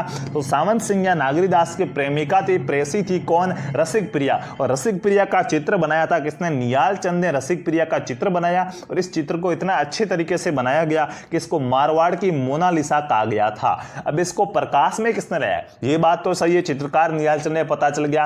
और जो क्या बणी ठणी के नाम से भी इसे जाना गया, बणी ठणी चित्रशैली। ठीक है, ये चीज याद रखना, बणी ठणी चित्रशैली के नाम से भी इसे जाना गया है। तो अगर आपको पूछ ले कि बणी ठणी का वास्तविक नाम क्या था, तो भी आप याद रखना रसिक प्रिया है वो बणी ठणी का वास्तविक नाम था। ये किसकी प्रेमिका थी? तो सावंत सिंह या नागरीदास की प्रेमिका थी। इस चीज को आप याद रखेंगे। अब प्रश्न एक और बनता है जो क्या है, मॉडर्न प्रश्न है कि किशनगढ़ चित्रशैली या फिर बणी ठणी चित्रशैली को, बणी ठणी चित्र को प्रकाश में लाने का श्रेय किसे दिया जाता है? तो याद रखना प्रकाश में लाने का इसको श्रेय वो एरिक डिक्सन को जाता है। एरिक डिक्सन ने इसको क्या एक अलग ही पहचान दिलाई थी बणी ठणी चित्रशैली को या रसिक प्रिया के चित्र को। तो ये चीजें आपको याद रखनी, यहां से एग्जाम में प्रश्न बनता है। अब हम बात करेंगे पुष्कर की, क्योंकि पुष्कर देखिएगा हमने बीबी का मकबरा वगैरह मुस्लिम धर्म से, मुस्लिम संप्रदाय से संबंधित कुछ इंपॉर्टेंट थे उनको भी पढ़ा। जिन्नत सूरी वगैरह जैनों की भी मंदिर भी आए। आपने कहा था, आपने तो स्टार्टिंग में बोला था कि ये क्या है, सांप्रदायिक सद्भावना का संगम है, यहाँ पे हिंदू मुस्लिम और जैन सबके मंदिर है। आपने मुस्लिमों के मंदिर पढ़ा दिए, जो मस्जिद वगैरह थी 2.5 दिन का झोपड़ा वो पढ़ा दिए। जैनों से संबंधित आपने जो भी था पढ़ाया, लेकिन हिंदुओं से संबंधित क्या आया, पुष्कर आप सभी जानते हैं, जिसको क्या आप देखिए यहाँ पे प्रश्न कई तरीके से बन सकते हैं। यहाँ पे पुष्कर झील जो क्या पवित्र झील है, ब्रह्मा मंदिर है जो क्या है हिंदुओं की दृष्टि से, हिंदुओं के धर्म के जो आस्था की दृष्टि से बहुत ही अच्छा यहाँ पे आस्था केंद्र है। तो पुष्कर को सबसे पहले तो राजस्थान का प्रयागराज कहा जाएगा। तो प्रयागराज, ठीक है, जिस प्रकार क्या प्रयागराज को आस्था केंद्र माना गया, उसी प्रकार राजस्थान में आस्था केंद्र पुष्कर को माना गया। तो सबसे पहली चीज याद रखेंगे, राजस्थान का प्रयागराज किसे कहा जाएगा, पुष्कर को कहा जाएगा। हम किस चीज के बारे में पढ़ रहे हैं, पुष्कर के बारे में पढ़ रहे हैं। दूसरी चीज यहाँ पे कोकण तीर्थ कहा जाता है पुष्कर को। साथियों, तीर्थों का मामा कहा जाएगा पुष्कर को। तो भांजा किसे कहा जाता है, एग्जाम में प्रश्न ये भी आया हुआ है, क्या मचकुंड धौलपुर सही हो जाएगा, तीर्थों का भांजा, कमेंट में लिख के बताएंगे, ठीक है। जो भी यहाँ पे मैं जितने भी बीच में आपसे डिस्कस कर रहा हूं ना पर्सनल, उनको आपको क्या यहां पे कमेंट में करते जाना है। राजस्थान का प्रयागराज पुष्कर को कहा जाएगा, कोकण तीर्थ पुष्कर को कहेंगे, तीर्थों का मामा पुष्कर को कहेंगे, तीर्थराज, तीर्थराज भी क्या, हाँ, तीर्थों का राजा, तीर्थराज भी पुष्कर को कहा जाएगा। और यहाँ पे पुष्कर में जो मेला लगता है ना, उस मेले को रंगीन मेला कहा जाता है। जो कब लगता है पुष्कर मेला, कब लगता है, एग्जाम में प्रश्न आ जाए तो कार्तिक मास की पूर्णिमा, कार्तिक मास की पूर्णिमा जिस दिन का चंद्रमा पूरा होता है अपनी क्या 15 कलाओं प्लस, 15 प्लस के साथ उदित होता है, तो उसको कहा जाता है पूर्णिमा, जिसको 16 कलाएं माना जाता है। इस मेले को कहा जाता है रंगीन मेला। जो क्या पुष्कर के मेले को रंगीन मेला कहा जाएगा, जो कार्तिक पूर्णिमा को लगता है, ये चीज याद रखेंगे। और भी मंदिर है क्या हिंदुओं के, क्या एक पुष्कर ही है, ब्रह्मा मंदिर ही है यहाँ पे, क्या और भी है साथियों, ब्रह्मा जी का मंदिर है पुष्कर में, जहाँ पे क्या विधिवत रूप से पूजा होती है, एकमात्र ब्रह्मा मंदिर जहाँ पे क्या विधिवत रूप से पूजा होती है। तो आप क्या लिख देंगे, ब्रह्मा जी का मंदिर लिखेंगे, क्योंकि एग्जाम में ये प्रश्न क्या है पूछे गए हैं।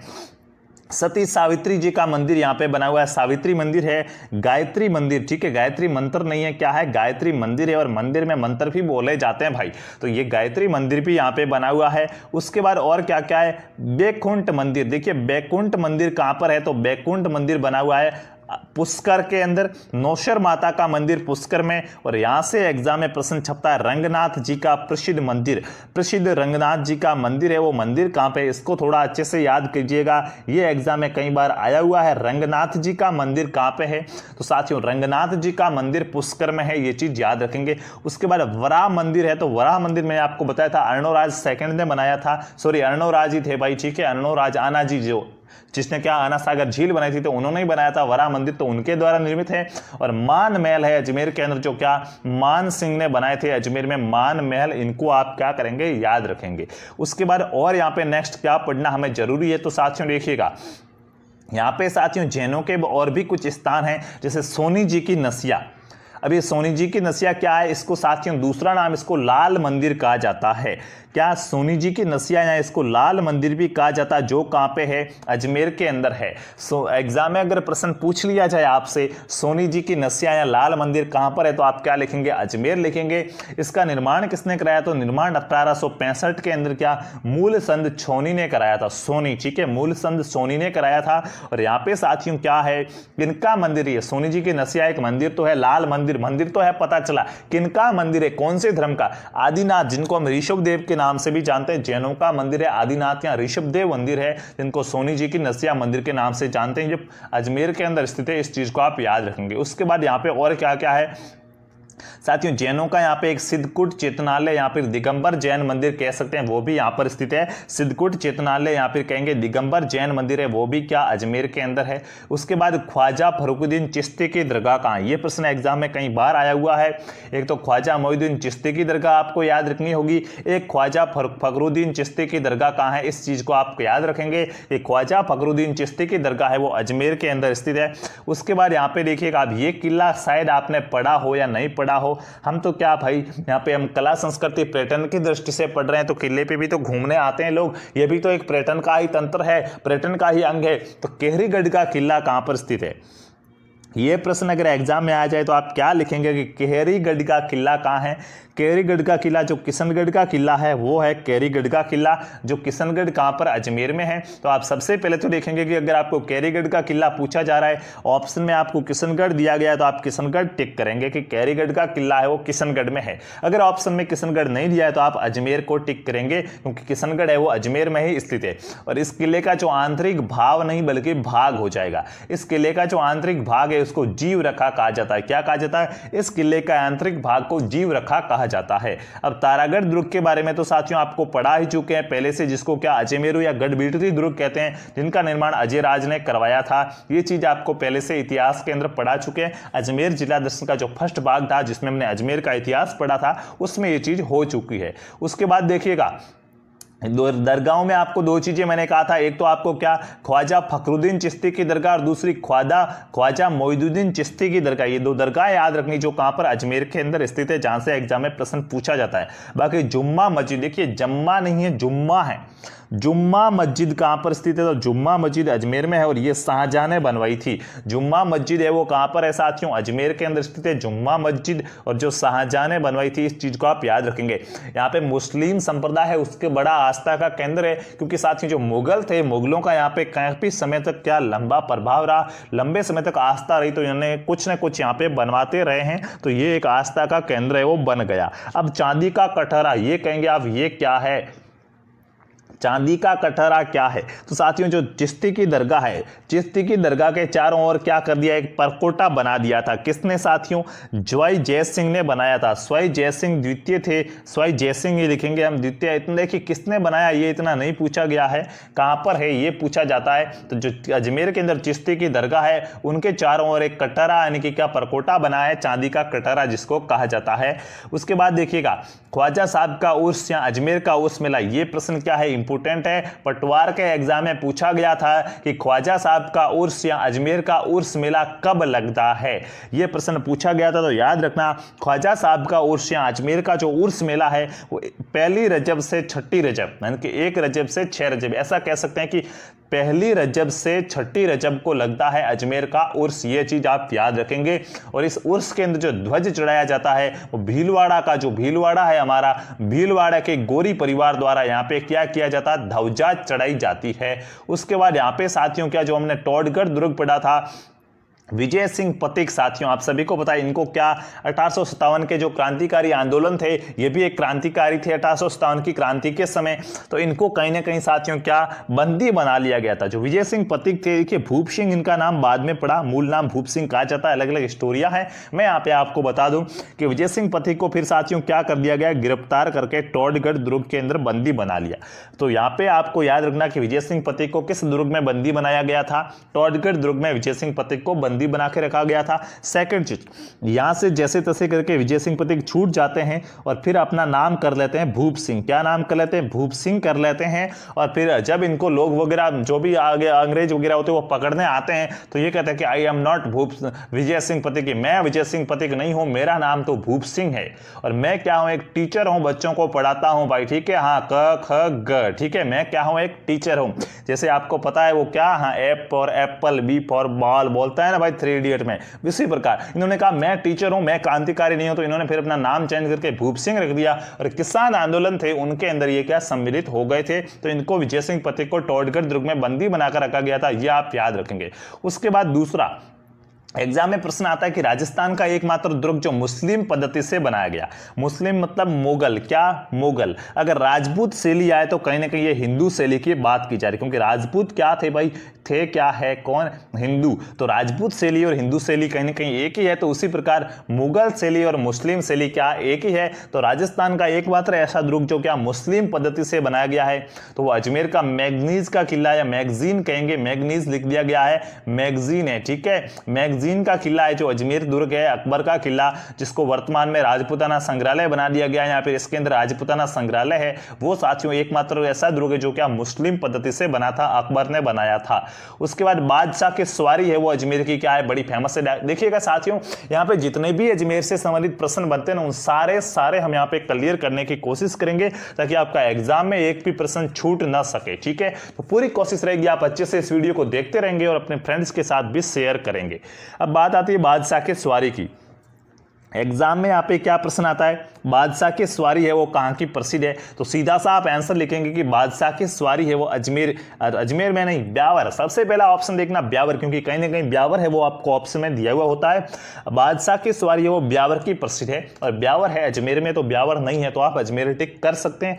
कब होती है, तो होली के दूसरे दिन, यानी कि कौन सी, आज होली है तो कल होगी, यानी कि चैत्र मतलब 2 दिन बाद, यानी कि क्या दूसरे दिन चैत्र कृष्ण द्वितीया को होती है बादशाह की सवारी। और सबसे बड़ी चीज यहाँ पे बादशाह क्या है, तो साथियों टोडरमल का प्रतीक है बादशाह। बादशाह किसका प्रतीक है, टोडरमल का प्रतीक है, ये चीज आप याद रखेंगे। और नेक्स्ट यहाँ पे आएगा बीरबल। यहाँ पे क्या करता है, बीरबल भैरव नृत्य या म्यूर नृत्य करता है। इस सवारी के आगे एक बंदा बीरबल बन जाता है और बीरबल क्या करता है, भैरव या म्यूर नृत्य करता है। म्यूर नृत्य किसने किया था, बीरबल ने किया था, और ये भैरव नृत्य भी इसका यहाँ पे किया जाता है। और ब्यावर के अंदर क्या है, तो देखिएगा देवर भाभी की गेर। आप कहेंगे ये तो हमने नहीं सुना, हमने तो क्या कोड़ामार होली या कोड़ामार गेर तो सुना था कि कोड़ामार होली या जो कोड़ामार गेर है वो कहाँ की, भिनाय अजमेर की है, वो क्या है, प्रसिद्ध है। आज मैं आपको बता दूंगा देवर भाभी की गेर है वो कहाँ की प्रसिद्ध है, ब्यावर अजमेर की प्रसिद्ध है। तो देखिए गेर से आपको 2 चीजें याद रखनी है, देवर भाभी की गेर पूछे तो ब्यावर,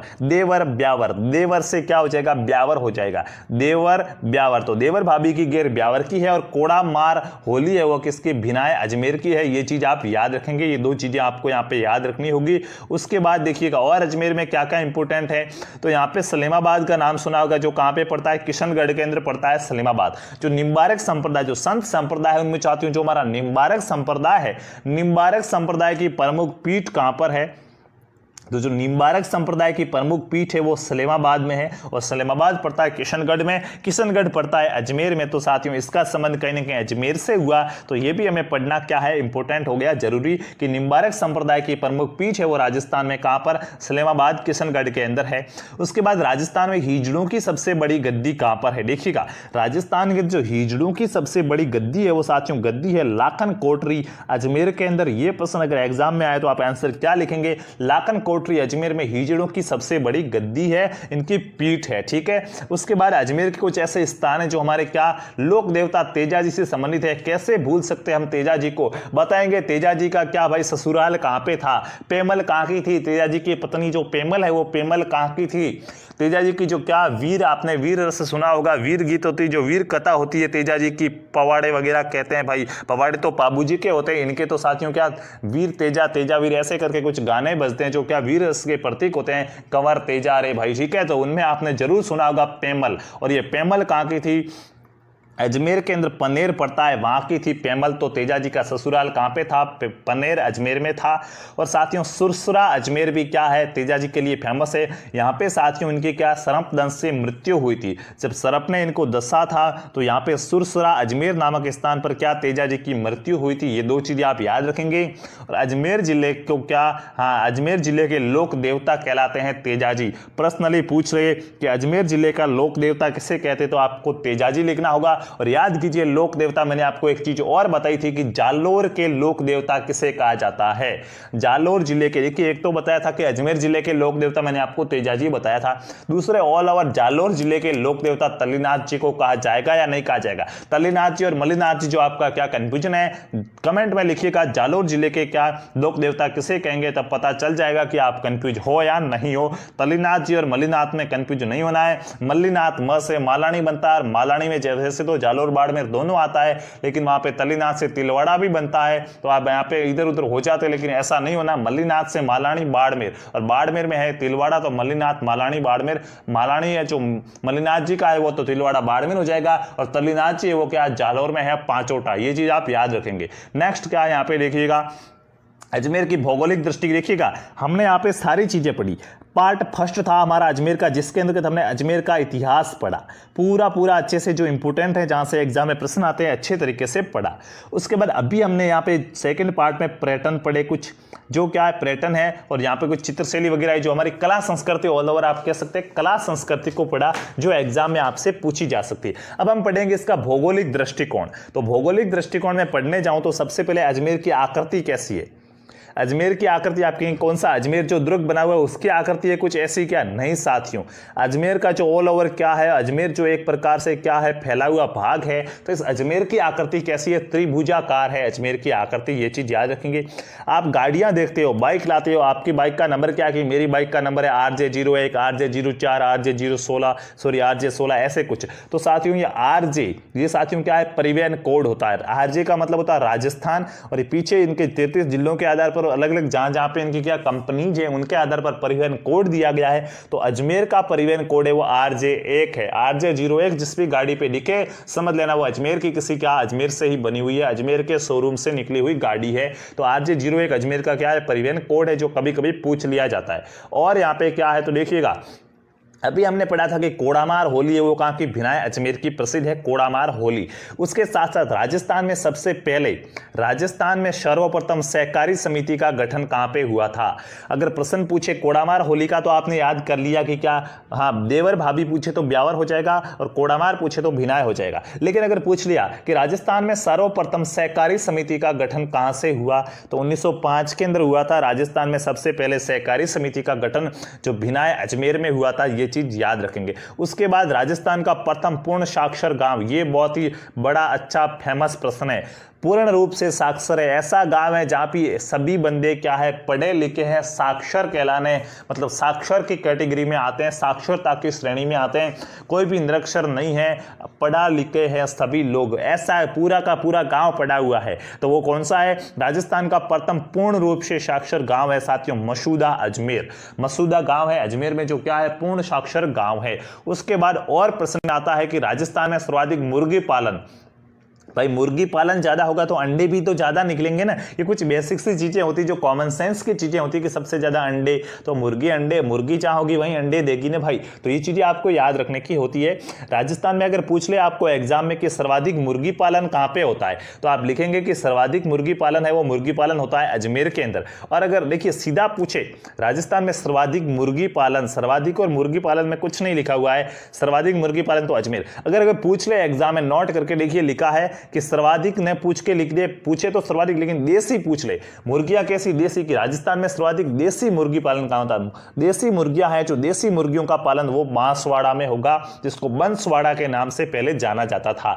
तो राजस्थान में सर्वाधिक मुर्गी पालन तो अजमेर में होता है, और राजस्थान में सर्वाधिक देसी मुर्गियों का जो पालन, मुर्गी पालन है वो बंसवाड़ा, बांसवाड़ा में होता है। ये चीज आप याद रखेंगे। उसके बाद क्या, मुर्गी है, और मुर्गी को आप क्या, कुक्कुट, जो कुक्कुड़ा होता है आप बोलते हैं ना मारवाड़ी में, कुक्कुट। तो साथियों यहाँ पे राजकीय कुक्कुट प्रशिक्षण संस्थान है, वो कहाँ पर, अजमेर में है। राजकीय कुक्कुट प्रशिक्षण संस्थान अजमेर में है। इसी प्रकार एक और प्रश्न जो एग्जाम में क्या तहका मचाता है, कि जो क्या है, हाँ पक्षी चिकित्सालय, राजस्थान में एकमात्र पक्षी चिकित्सालय कहाँ पे, तो वो जयपुर के अंदर है। ये चीज याद रखना। ये प्रश्न, दो प्रश्न जो क्या है एग्जाम के अंदर थोड़े से आपको कंफ्यूज करते हैं। कंफ्यूज मतलब क्या, आपने पढ़े हुए नहीं होते, आ जाते, तो याद रखना एकमात्र पक्षी चिकित्सालय जयपुर में है, जबकि राज्य कुक्कुट प्रशिक्षण संस्थान है वो अजमेर के अंदर है। ये चीज आप याद रखेंगे। उसके बाद नेक्स्ट और क्या है आपके लिए अजमेर के लिए पढ़ना, देखिए हमने कुक्कुट मुर्गी देख लिया, आप बकरी भी देख लेते हैं। तो बकरी का भाई चारा भी चाहिए बकरी को खाने के लिए, और ये चारा कौन देगा, जहां पे ये चरेगी वो चारा लेगा। तो चरेगी कहां पे, रामचर, यानी रामसर है तो रामचर आप याद रख लो, रामचर में बकरी चरेगी। तो भाई क्या, केंद्रीय बकरी प्रजनन व चारा अनुसंधान केंद्र कहां पर हो जाएगा, केंद्रीय बकरी प्रजनन व चारा अनुसंधान केंद्र है वो रामसर अजमेर के अंदर है। ये चीज आप याद रखेंगे। इस चीजों को साथियों आपको क्या याद रखना होगा, एस्ट्रो ट्रक पार्क, देखिए एक एस्ट्रो ट्रक पार्क है और एक टेक्सटाइल पार्क है। क्या है, दो पार्क अजमेर में है जो आपको याद रखने होंगे। अगर पूछ ले राजस्थान में एस्ट्रो ट्रक पार्क कहाँ है, तो राजस्थान के अंदर जो एस्ट्रो ट्रक पार्क है वो अजमेर में हो जाएगा। अगर पूछ ले टेक्सटाइल पार्क कहाँ है, पार्क नहीं है, क्या है, पार्क है। टेक्सटाइल पार्क कहाँ है, तो टेक्सटाइल पार्क सिलोरा अजमेर के अंदर स्थित है। इस चीज को आपको याद रखना होगा। और नेक्स्ट यहाँ पे क्या है तो देखिएगा साथियों, केंद्रीय विश्वविद्यालय, बांदर सिंदरी किशनगढ़ के अंदर। थोड़ी सी आवाज दब रही है काफी समय बाद भाई, लॉन्ग इतनी क्लास ले रहा हूं तो देखिएगा। केंद्रीय विश्वविद्यालय कहां पर स्थित है? तो केंद्रीय विश्वविद्यालय वो साथियों बांदर सिंदरी किशनगढ़ के अंदर स्थित है। वन लाइनर प्रश्न है, सीधे एग्जाम में आते हैं। क्या आते हैं कि माध्यमिक शिक्षा बोर्ड का मुख्यालय कहां पर स्थित है, ऐसे वन लाइनर प्रश्न है। अब बुक्स पढ़ते जो आपके उनके पीछे भी ये लिखा हुआ रहता है, तो आपको ऐसे जो अब राजस्व मंडल वगैरह इनके ये वन लाइनर प्रश्न है जो सीधे पूछे जाते हैं, तो आपको अच्छे से इनको क्या कर लेना चाहिए, याद कर लेना चाहिए कि जो माध्यमिक शिक्षा बोर्ड का मुख्यालय है वो मुख्यालय अजमेर के अंदर है। इसकी स्थापना कब हुई थी? तो 1 अगस्त 1957 को क्या हुई थी? माध्यमिक शिक्षा बोर्ड का मुख्यालय अजमेर में स्थापित किया गया। उसके बाद राजस्थान लोक सेवा आयोग, बिल्कुल जो क्या है लोक सेवा है, लोक सेवा आयोग का मुख्यालय कहां पर है? राजस्थान लोक सेवा आयोग का मुख्यालय भी साथियों अजमेर के अंदर है। माध्यमिक शिक्षा बोर्ड का मुख्यालय, लोक सेवा आयोग का मुख्यालय, राजस्व मंडल, ये सभी अजमेर में है। और लोक सेवा आयोग मुख्यालय की स्थापना हुई थी 20 अगस्त 1949 को। लोक सेवा की कब हुई? 20 अगस्त 1949 को। उसके बाद राजस्व मंडल का मुख्यालय कहां पे है भाई? पटवार वटवार से संबंधित जो राजस्व मंडल है उनका मुख्यालय अजमेर में है, और ये 1 नवंबर 1949 को स्थापित हुआ था।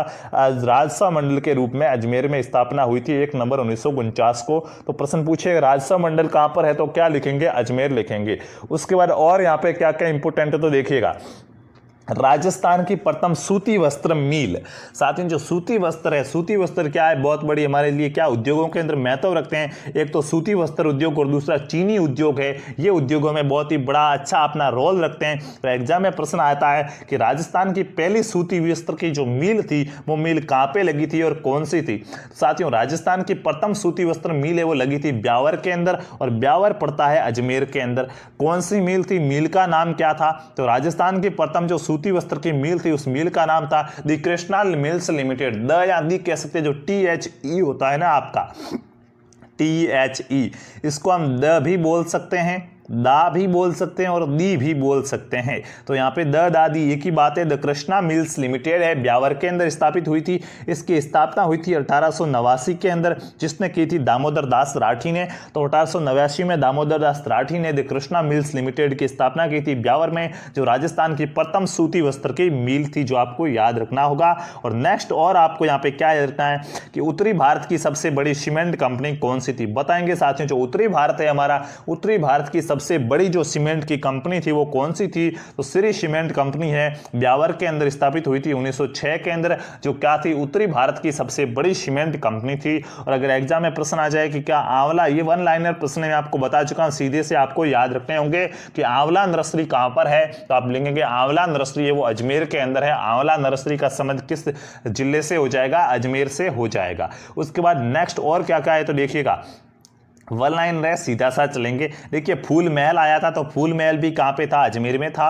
और फूलों की मंडी ये कहां पे है? अजमेर में ही है, पुष्कर के अंदर। अंडों की टोकरी भाई, साथियों मुर्गी पालन सबसे ज्यादा हो रहा है, तो मैंने आपको बता दिया भाई मुर्गी अंडे देगी तो अंडों की टोकरी यानी कि ज्यादा अंडे है, तो अंडों की टोकरी किसे कहा जाएगा? अजमेर को कहा जाएगा। उसके बाद यहाँ पे एक झील आती है जिसका नाम है बीसल सागर झील। जो बीसल देव थे विग्रहराज चतुर, जिनको हम बीसल देव कहेंगे, इन्हीं के नाम पे एक झील बनी थी जिनका नाम है बीसल सागर झील। तो ये बीसल सागर झील है अजमेर में स्थित है।